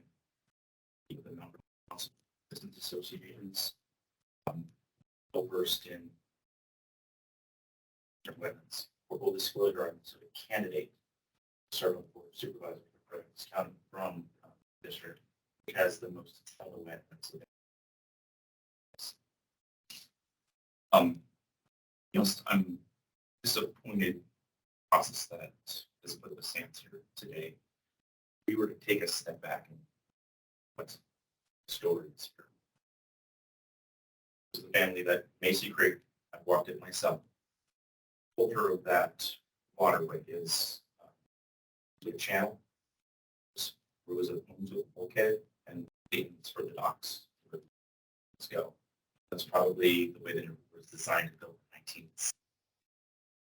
To build culture. There's different areas of wetland culture throughout the county, as I'm sure you're aware. Like marsh is slightly different from creek, which is different from pond. So this family had a yard, then terminated at a seawall bulkhead, grass all the way up into the yard, then into the creek, where, as your testimony in both this meeting and the previous wetlands board, during which I attended, March, you could walk right up to the edge of their yard. Mason Creek. They decided to replace that seawall, that bulkhead, did so without a permit, probably penalties and appropriate action should be taken from that. But that administrative issue is not. They want to replace what they called out in the middle of it, while there was a missing backfill from behind that bulkhead seawall. I know exactly what that looks like, and paused construction since then. So you literally get into the weeds of what wetland plants might have grown in that period and how the tides go and what the pictures that I want to make a side note of the pictures. Unless we put the actual time of day, I feel that showing those images is very disingenuous. I mean, living on the water myself, I mean, the way it looks at high tide during a full moon versus the way it looks at low tide and a waning moon is completely different. And we don't know exactly when such aerial photographs taken 70s, I can't do math in public either. It's older than I am. It's a little disingenuous, but I mean, even here is a county institution. And the other thing I would say is, I mean, certainly appreciate the service of this wetland board. You're here at 9 p.m. No one opts to join the wetland board for begging the fortune, I'm sure. So we certainly do appreciate what you do to protect and secure the tidal wetlands throughout the county. But when you look at factors that are taking away what a family had in their backyard, and even on the right side of the drawing, asking them to change the slope and add plants and potentially disrupt the neighbor on the other side, water's going to get behind his bulkhead seawall. That doesn't pass the sniff test. I think that's why at 9 p.m. on a brand new day, there's almost 20 people in the room that are supporting that family in some fashion. I don't think that's the intent of what we're supposed to be doing here. And when SB 776 was passed by the state legislature in March of 2020, we're paying attention to very different things. That was the state that flipped living shoreline recommendation to it being the primary thing we should look at. The county then implemented that about a year and a half later. I was involved in that through NBCCA and other channels. We had concerns at the time. We had concerns, specific concerns at the time. I mean, Mr. Wilbur, you testified.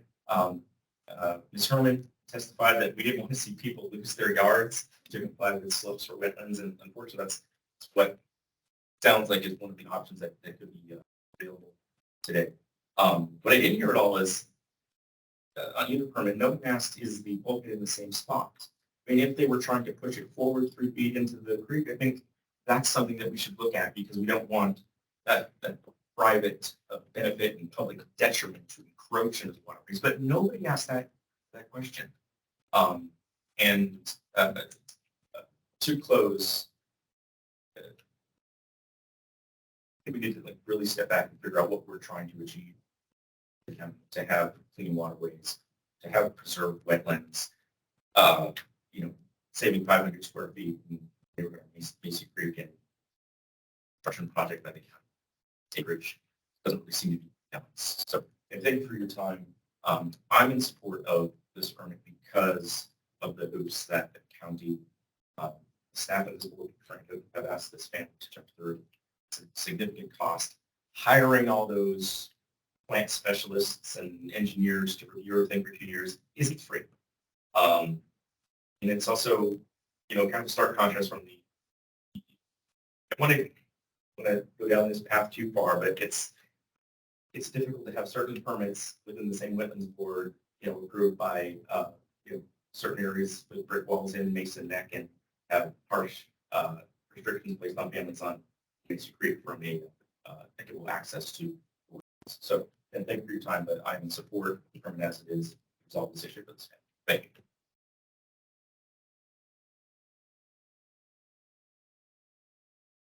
Go Senate. Yes, I'll. Do you swear to tell the truth, the whole truth, and nothing but the truth? I do. Thank you. Would you please state your name again? I didn't hear. It's Joe. I'm in the Senate. Yeah, so first, I'm in support of the permit. I'd just like to say a couple things. One, I think as you went through a lot of those options, it was nice to hear those different options. But I think they were all pretty obvious that a lot of those denial options come into forcing their hand to say, that it's punitive now, right? If you deny those, if you deny this permit, it's already been expressed that the other permit's not going to get signed or agreed to, right? So now we have become some sort of punitive arm to penalize the homeowner for just trying to do the right, they're here, they come in 2 years, or I'm not going to keep going, but I think it's something really important to remember. And I don't believe that you were implying that, just that as you start to debate that in the closed session, really think about, these are your neighbors, whether you live in that neighborhood, we're all the same citizens. As it's been said, I mean, there's 20 people here today, there was probably 30 here last time, maybe 15, I don't know. But there was double this, I think, last time, roughly here in support of the same permit, or again, the previous permit.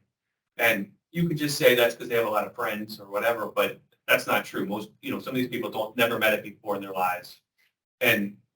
But we're all the same citizens, and we're all trying to make sure we're heard. And when you come and you hear, again, the last one I came into, you already had the answer that you come out and say, here's what we've already kind of talked to. It was still voted on. But that doesn't make us as citizens feel heard.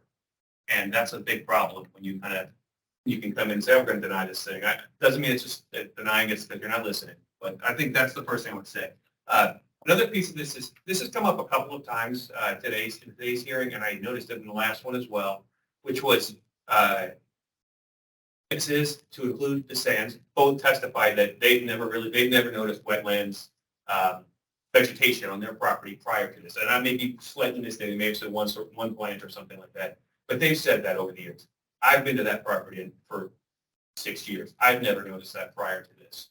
I know a number of other people who would probably come here and testify to that same thing. And if you're questioning any of our integrities, I mean, we can talk about that outside. I mean, that's not enough. You can't say like 5 different people coming up here are all lying to hook someone up. That's kind of an absurd sort of situation to me. So I'll just say that in closing on this, that those of you that haven't already made up your minds, or maybe you were leaning one way, that you really consider and listen again to the voices here. Think about what this family has been through. Think about all of your other neighbors that are going to be going through this same situation as they try to just do the right thing. Again, the lack of initial permit notwithstanding, oversights happen on that situation. I'll just ask that you be heard and listen to things to that when you make your votes. Thank you.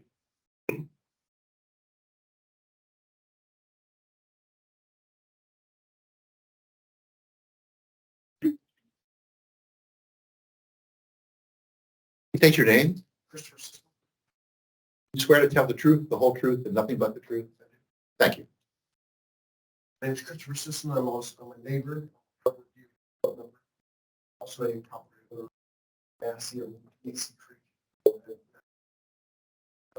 I just wanted to note that my neighbors, Justin and Olivia Sand, have my full support for the construction of their seawall project. Mr. Sand are not intending to destroy wetlands. They are simply repairing their seawall that after at least 20 years, maybe more, failed and needed to be replaced. They should have the right to repair the wall on their private property as they wish, with good stewardship consideration for the environment, with minimal government interference and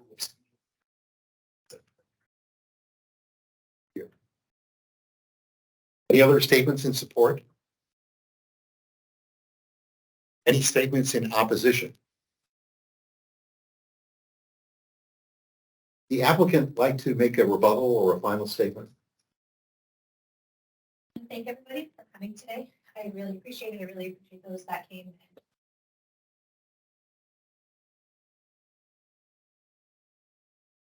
And guys, if there's any, if you need any clarification, we're happy to give it. I do maintain that we have minimal wetlands and that the proposal that we put forward both protects a neighbor's property, our tree, our property, and also compensates for the addition of a total wetlands planting area. And I'm happy to discuss on that side if there's a better way to implement that planting area.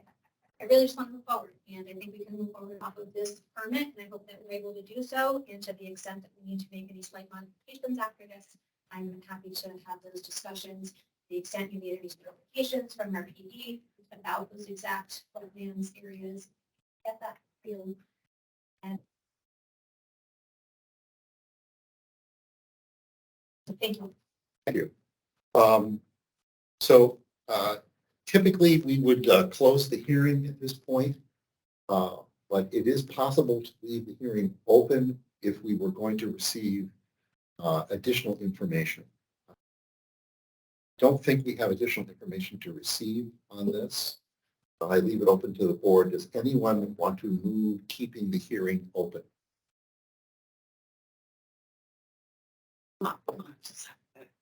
Hearing none. Is there a motion to close the public portion of the hearing?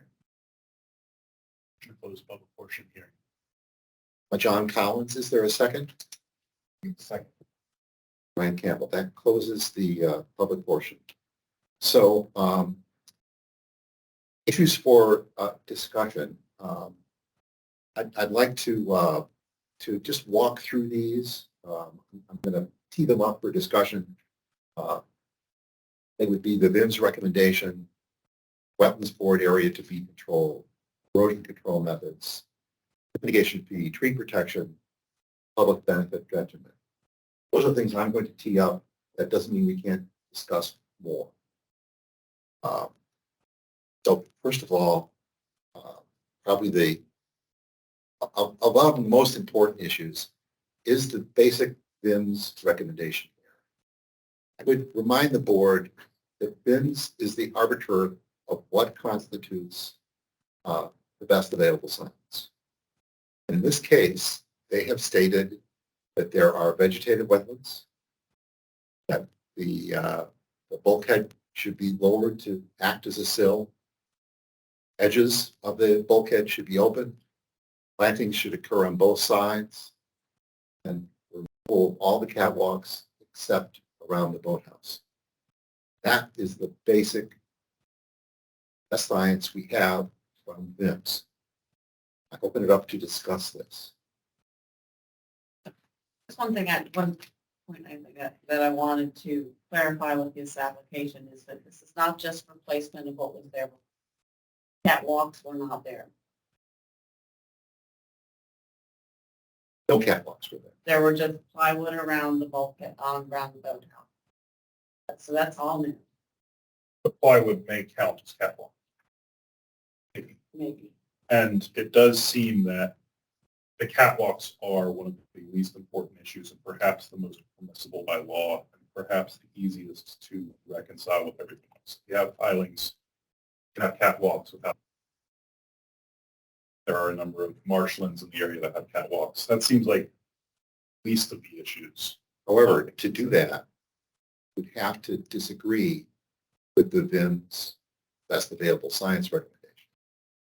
And I think that the reason that they make this recommendation is by completely covering area of vegetated wetlands, really remove the beneficial use of those wetlands. Now, I think you are correct. Obviously, catwalks can be installed because VIMS states you can keep the catwalk around the boathouse. But to do that, you have to replace it with mitigation. So if you install, say in a second application going forward here, they protect the tree with covering over wetlands. Well, that can't be a part of the mitigation.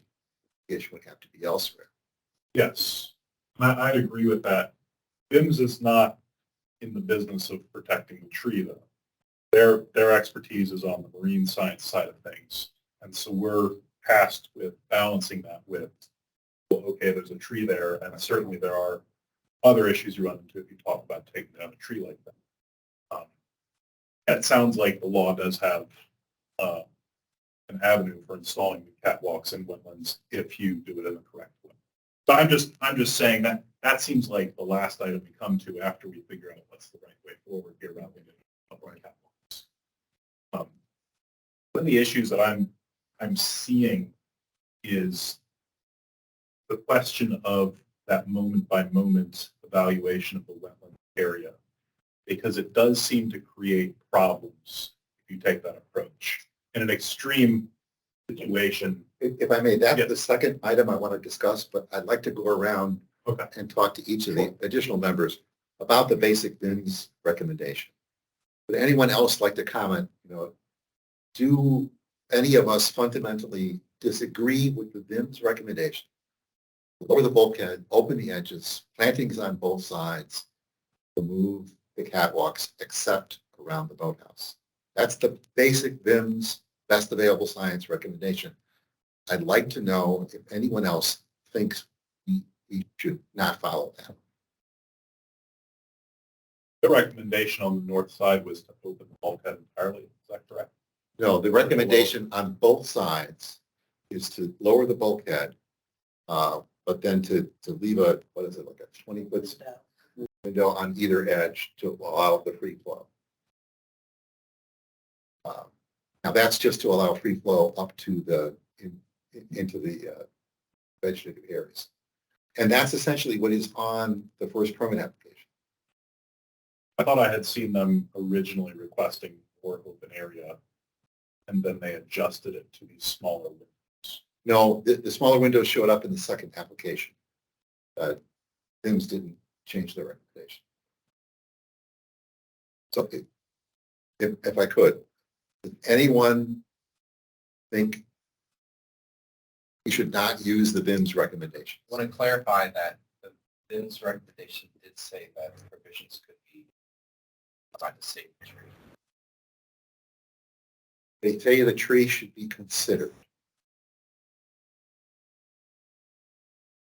Is that correct? I think that's not.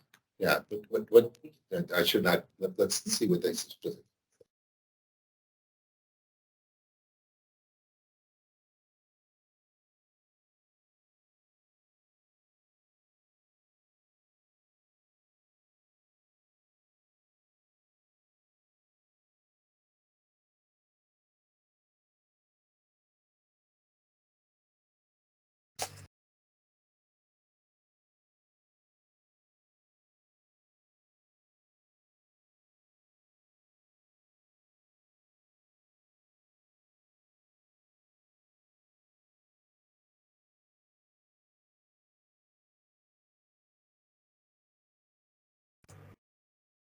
Tree.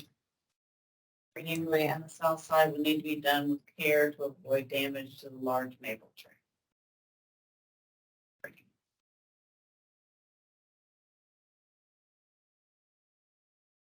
Did anyone, any arborists on the county staff review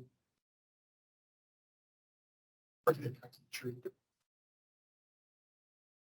We can, let's discuss the tree separately, because it's not, we have this, but I think the tree is a separate discussion. Just To the extent you're asking, like if you ask me, do I agree with BIM's recommendation? I have a hard time. My understanding is that when you look at the canopy from above, that is where the roots are below, and that's covering most of the south side. You have a tough time saying the BIM's recommendation can anyway on the south side with tidal flowing in there, can any way be squared with that tree surviving.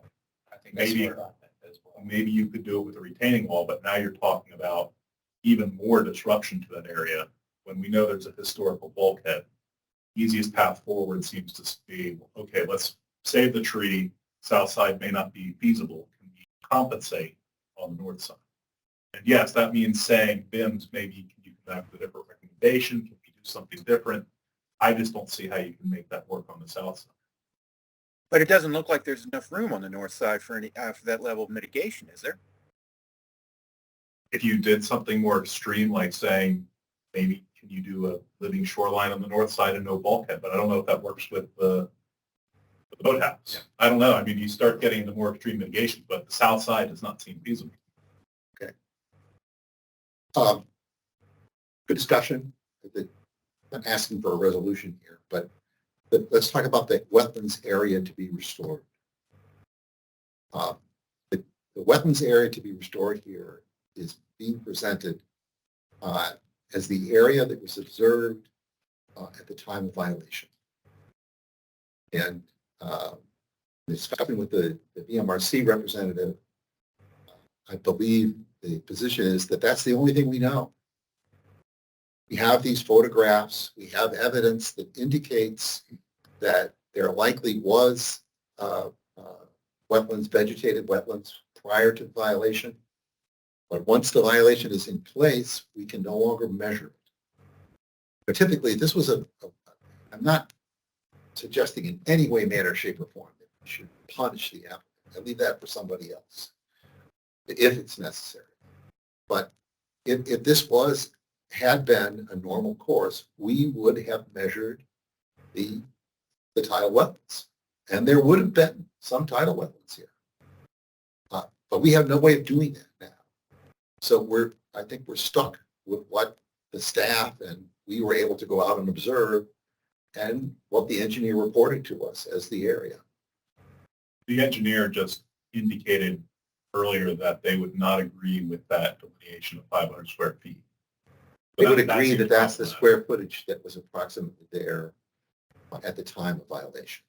They did not agree. I think what they stated was, if I may, they stated that they did not agree that that area, that the area was smaller prior to the violation. That may be true. However, I think that we and the staff are faced with not being able to measure that. I thought we were basing on the 2022 December application square footage. We are.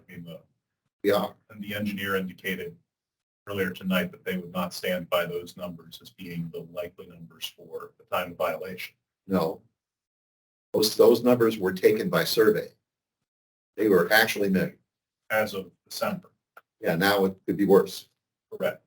But the problem I have with that view is it means that if tonight the homeowner went and backfilled that area, they would be violating, but they'd also be removing our jurisdiction. And that view does not make sense to me. Jurisdiction means there has to be a legal basis for the jurisdiction. Violations would be severe. Yeah, no, I totally get that. We would be out of discussing how much the area was violated. I get that. I just mean it's a view that would not, it would lead to assessing a wetlands right beneath the tree that is not a wetland. So if I may, what would you suggest? What area would you use? I would suggest either we get clarity from the engineer whose basis we're using, or get clarity from county lawyer on what is the actual measurement time. Is it at the stop order or is it? We have guidance from VMRC. The measurement of the area is at the time of violation. I don't think this is something, well, you can certainly ask the county attorney. You're welcome to do that. But we have the opinion of VMRC at the time of the inspection and afterwards. But the area at the time of violation is the area to do your assessment. Because, just as everyone has stated, we can no longer quantitatively assess this. So Catherine's recommendations using the 160 linear feet. Yeah. Yes. 160 linear feet of shoreline by 2 feet. Or the tide range. Page 7. Page 7. 320 square feet of impact. Kind of between what the applicant's proposing and what was in the drawings that we got in the original application. We have an application in front of us that's 224 square feet. Either one of us. We don't, in my personal view, you don't have an approvable application. But this permit, as given to us, asks us to put aside the VIM's recommendations as inadequate mitigation. I can't see how we can approve this. I think it gets us closer than the previous application. How do we do that tonight? Tonight, the paths are, we can't design this for them. So the February application is 320, and the one for We asked that today, the the area, May is 480. could we ask that the area of the north side mitigation area be extended to 320 square feet? We can propose a modified permit. And there's a whole list of things that go into that modified permit that were listed tonight. However, the staff recommends denial of this permit.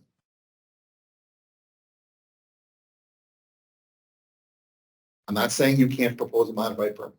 You can absolutely make that motion. But then you have to list all the modifications that you think are appropriate. And I would point out to you that that's what happened with the first permit. The Sands refused to sign. They told us this evening in the public hearing that they will only do what was proposed.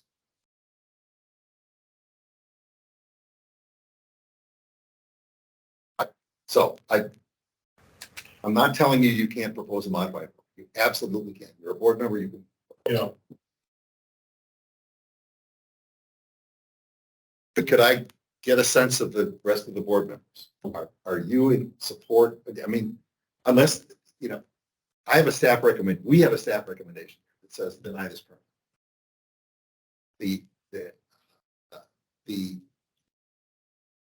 That doesn't mean that we can't, do something else. I will tell you, I'm in support of the staff recommendation. And I do think that there are paths with the staff recommendation for the Sands to proceed and still be able to address this.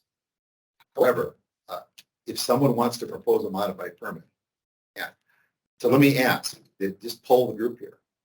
Do you think we're here qualified that we can propose a modified permit addressing all these issues tonight?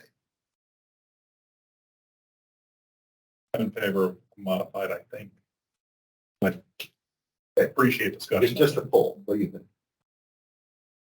We would face the same situation of modified permit last time. It's what we thought was a workable solution, and then we're back here again in a month, 2 months.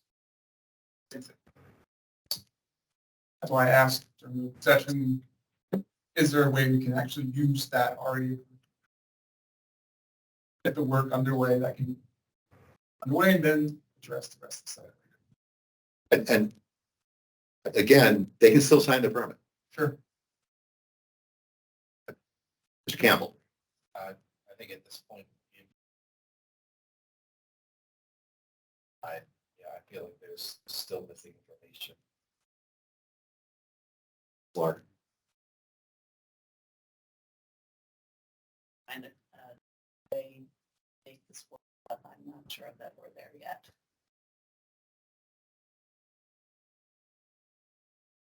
Suspense. So, Clyde, do you want to ask? yes, Some the line. go ahead. Dean? Dean, do you have any comment? I tend to agree with you in the sense that I don't think that this permit can be accepted at this point. And then Arlie is also remote, so. Yes, I've been listening. I agree with Dean.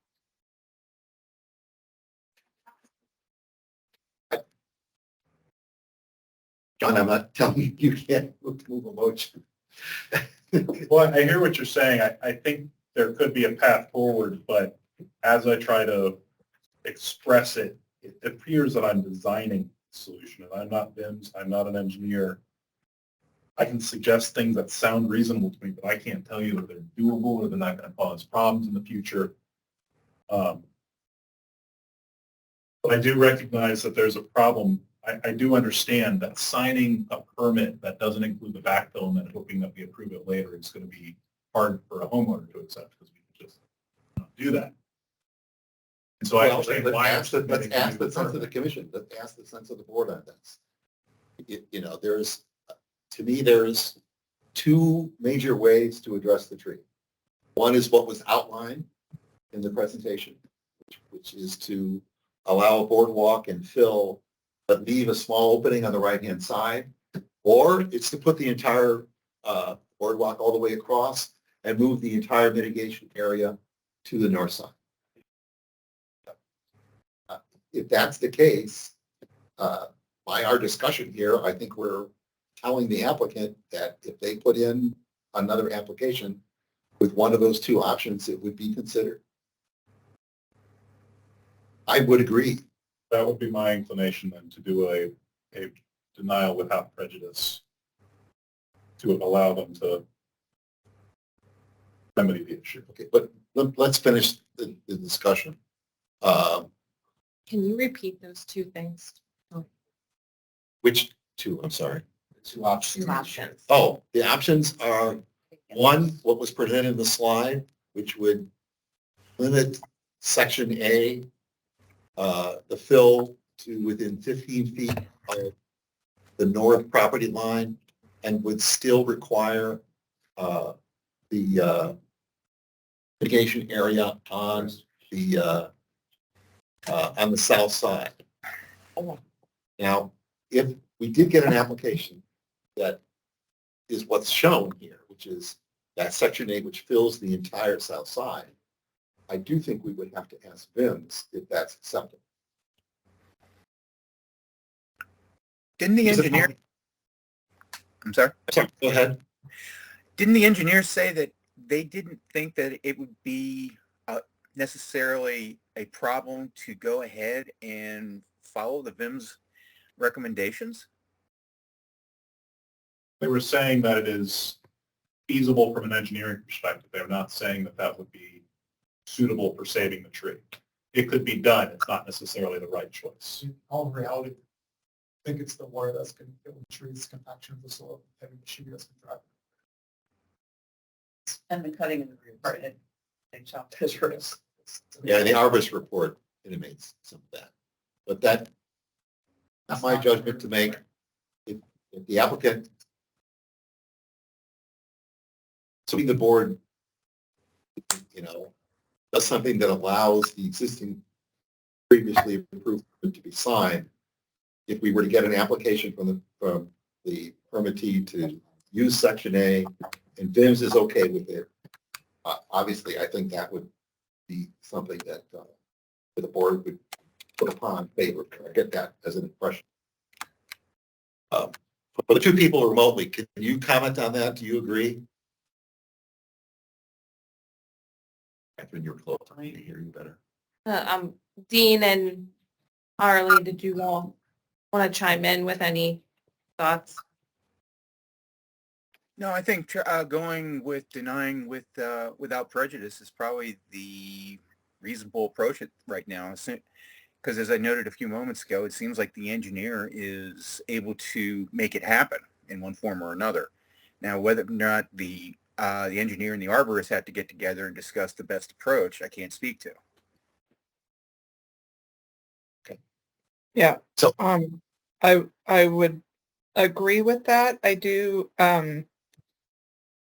It seems like there has been a lot of conversation around this over a long period of time. So I hope that with the discussion tonight, a resolution can be reached. But I can't see how it can be approved with the concerns raised about the regulations that this doesn't align with. So if I could summarize, our basic problem with the permit as it's been put forward is it continues to ask us to put aside the VIM's recommendations. And we really don't have a strong rationale for doing that. The erosion control issue, I believe, can be addressed with the living shoreline elements. Bulkheads are possible, but they are not the preferred method of solution. And wherever possible, we try to avoid bulkheads now. Not in the position we were in 1972. We're directed to avoid. Okay. So, you know, protecting the tree all the way back, I know what VIMS will say. Is there a mechanism during discussion to give some kind of guidance for a potential future application so that we're not back here? That was the intent of that slide on potential modifications. Okay. But I would say that based on this discussion, they've heard that you in particular, and Brian as well, that you would be open to looking at an application that allowed that Section 8 to extend all the way to the property. I'm not sure VIMS would agree. Well, I'm wondering if there was a bone thrown to VIMS on the north side, like perhaps a full living shoreline. Again, I don't know if that's possible going up to the boathouse. I've been throwing many bones at VIMS. But perhaps if that north side were expanded into more of a wetlands area, which wouldn't impact a lot of the property, and it seems to kind of satisfy roughly what everyone's looking for. A wetlands area, less bulkhead, the catwalk gets everywhere. It shouldn't be impacting the wetlands because it would be over water. I don't know. So let's talk about our options here again. We have, based on this discussion, I would say we still have three options. One, the Sands could say they will commit to signing the permit and withdraw the application, and we do not have to deny the permit. We could deny the permit with prejudice, which would mean that they cannot submit a new application. But they could sign the previously approved permit to end the violation, and we wouldn't have the need for a restoration order. But under denial of the permit, in both cases, I think we have a need to schedule, not necessarily approve, but we should schedule a restoration. Otherwise, this violation continues without ever knowing if we're going to get another application. Is there a time frame for the restoration?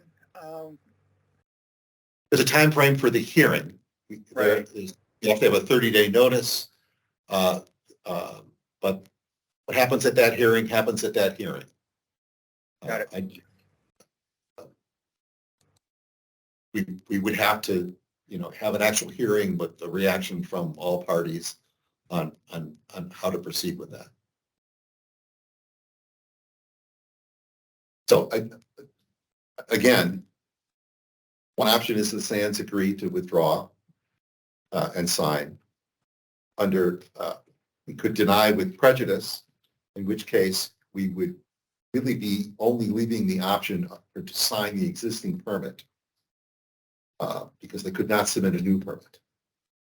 That would move us forward. Or we could deny without prejudice, where, again, the Sands could sign the previous permit, or they could extend a new application. But if we were to do that, I think we should still schedule the restoration hearing. So just to have some discussion about this. Obviously, the Sands have refused to sign the existing permit. The two denial options, if we deny with prejudice, then we're going to a hearing where their only option is to sign the permit.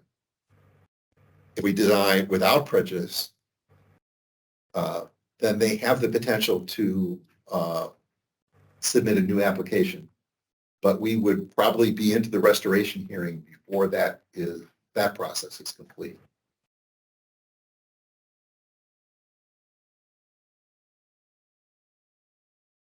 Can you do the farther down slide?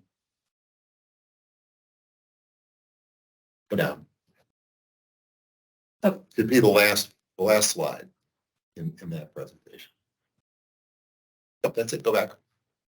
Oh. There. Okay. Now, these are the options as I see them. Any board member can present something else.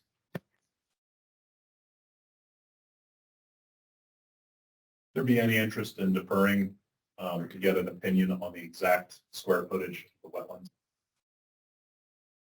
How would we use that now? One of the options is to defer by 30 days. To allow them time to Yeah, but- provide more additional information. Yeah, but that would just be on the area. It wouldn't resolve all the other VIMS issues, right?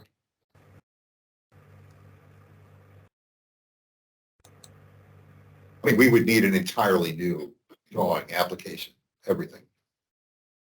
Primary deficiency on the current one is that the square footage is too low. No, If we're backfilling on the north no, side, no. There are a whole series of problems. They redesigned the way that the window is faced. They have additional catwalks. We've not had a VIMS opinion expressed about not following their recommendation. I think we're back to, it's really impractical to do a modified permit. Sorry, I'm being a little too argumentative. I'm not saying you couldn't do it. It's just that now you're modifying the permit. So they did last. Yeah.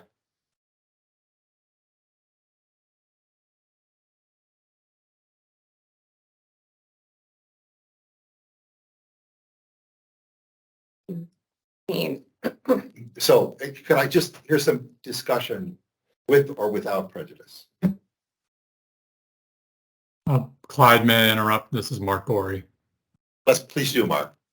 Yeah, one option that I think you mentioned early in the hearing, but you failed to offer as a possibility is to leave the hearing open and allow the applicants to supplement their plan by a date certain and reconvene a hearing to make a decision on that revised application. Yes. So let's discuss that. In the hearing tonight, we did give. Well, the problem is you've closed the public hearing. Yes. So perhaps that's not an option. No, so the extension is passed. Correct. Yeah. Yes. It's getting late, I guess. I understand. Maybe that option is passed, yes. My apologies. That's all right. Not an easy one. So discussion about with or without prejudice. The with prejudice really tells them really all they can do is sign the approved permit. Or we're going to go to restoration in some manner, shape, or form, a hearing. That doesn't mean we will order restoration, but we will begin that process. If we do it without prejudice, we're still moving towards a restoration hearing. But they have the opportunity to provide an application that addresses the issues that we've discussed here tonight. Seems without prejudice makes the most sense in this context. I would agree. Do you agree? Tim? Yes. Folks on the phone, anybody else have comment? I agree with that. Okay. I have a draft motion without prejudice. Give me a moment.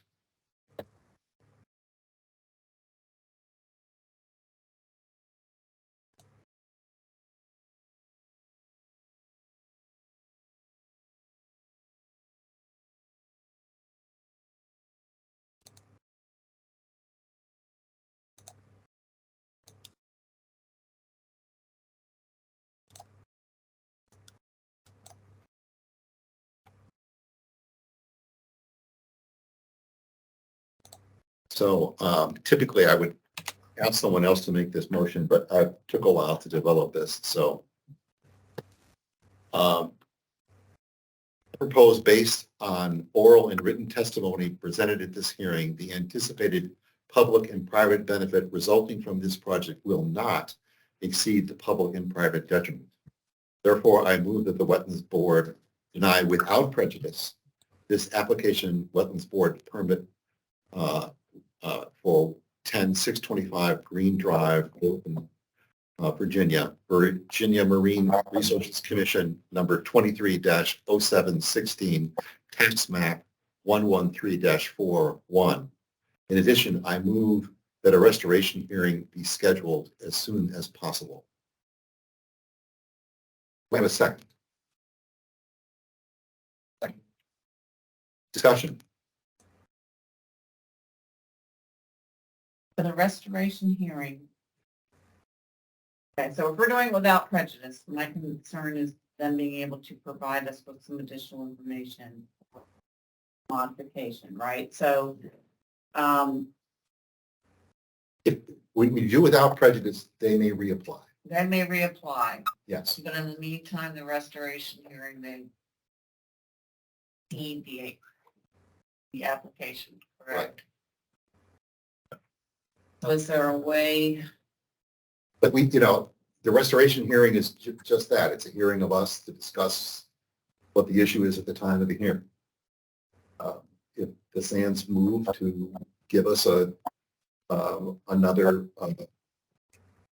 proposal, we would have the possibility of not ordering the restoration or giving it a very long time frame. We have a lot of options under the Okay, restoration. so we can give the restoration order date and a longer time frame to Yes. allow in between. Okay, Yes. okay. Yes. It's not have days on it that you did not put it. No. No. Yeah, okay. Do I understand correctly that the restoration condition on there is to try and expedite things? It's to resolve the violation. It's to have a path to resolve the violation. With two permits approved, with one permit application modified, not being signed, and a second permit application, frankly refusing to follow the VIM's recommendations and the recommendations of staff. This is not moving forward. And it's for 2 years. So yes, it is to expedite the resolution of the violation. I would stress, I am personally not looking to punish anybody. I want to get this resolved. But resolution means resolution.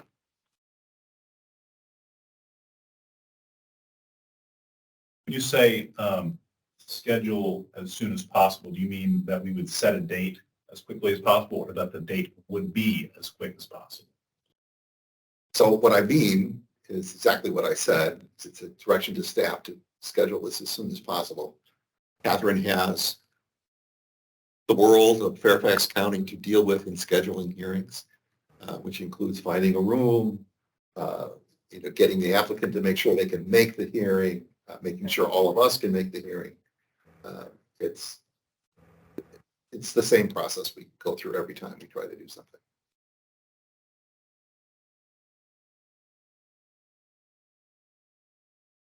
I guess I'm just concerned that without prejudice seems to suggest an openness to hearing new application, but scheduling the restoration hearing seems to suggest not being interested in hearing a new application. Well, we're all here. Are we interested in seeing a new application? Yes. I am. Yes. I am. Are you? Dean, are you interested in? Yes. I'm also Yes. interested in seeing the existing permit signed, which would be even easier. Would it be possible for me to raise an identical motion, but without the restoration hearing? So there's a procedure for this. Okay. There are two ways to do it. You can propose a motion in lieu of the motion on the floor. For that, you need a second. Or you can ask actually, this is not possible because I'm going to deny it. You can ask the person making the motion if they will revise it themselves. But I am not in favor of doing that. So yes, you can propose a motion in alternate. I would propose a motion alternate, an identical proposal, except without the restoration hearing. Is there a second? A point of clarification. Yes. It would be helpful to know if there's an intended resubmission timeframe in which the board is looking for. I don't think there is one.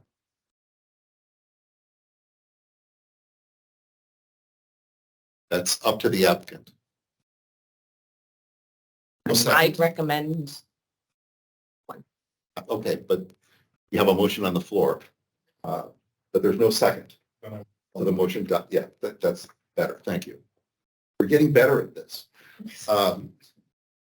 So, Catherine, please, this is discussion. And my point being is moving forward, whether it's resubmission or how quickly we can get a future meeting scheduled, it'd be good to have some timeframes. This is,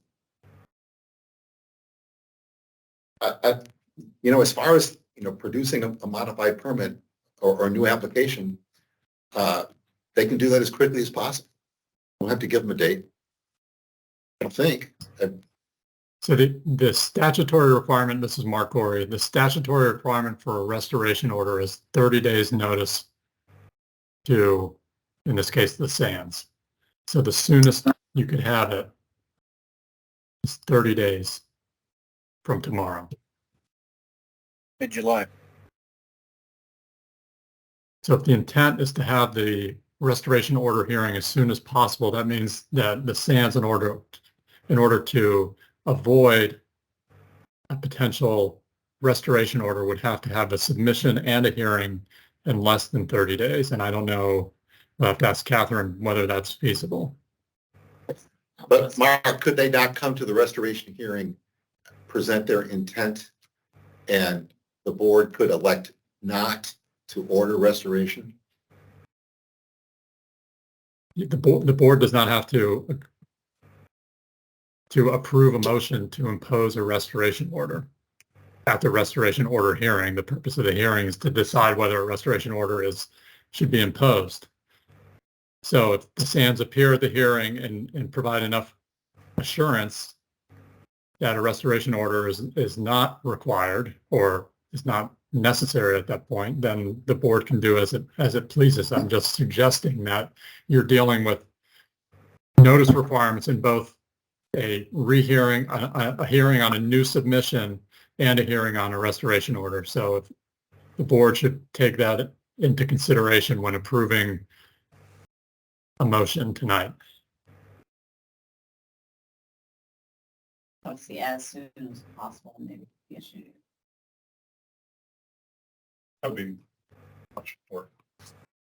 I'm used with it. I will take it as a friendly modification to revise the last sentence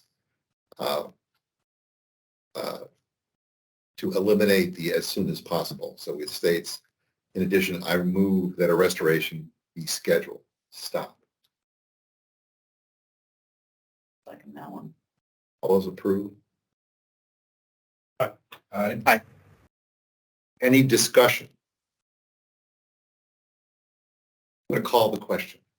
All those in favor of the modified motion, signify by saying aye. Aye. All those. I'm sorry, the people on the phone, would you please state your name and your motion? The name and vote, right? Okay. Yes. Sorry, you said motion. I just want to make sure. Yeah, Yes, And Laura Dean? Lee. Aye. Dean, Aye. Aye also. the motion passes.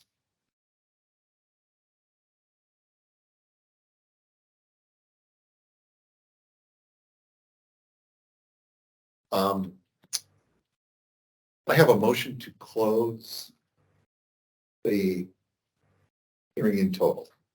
Motion closed. All those in favor? Aye. Aye. I don't think we have any other business. Thank you, ladies and gentlemen.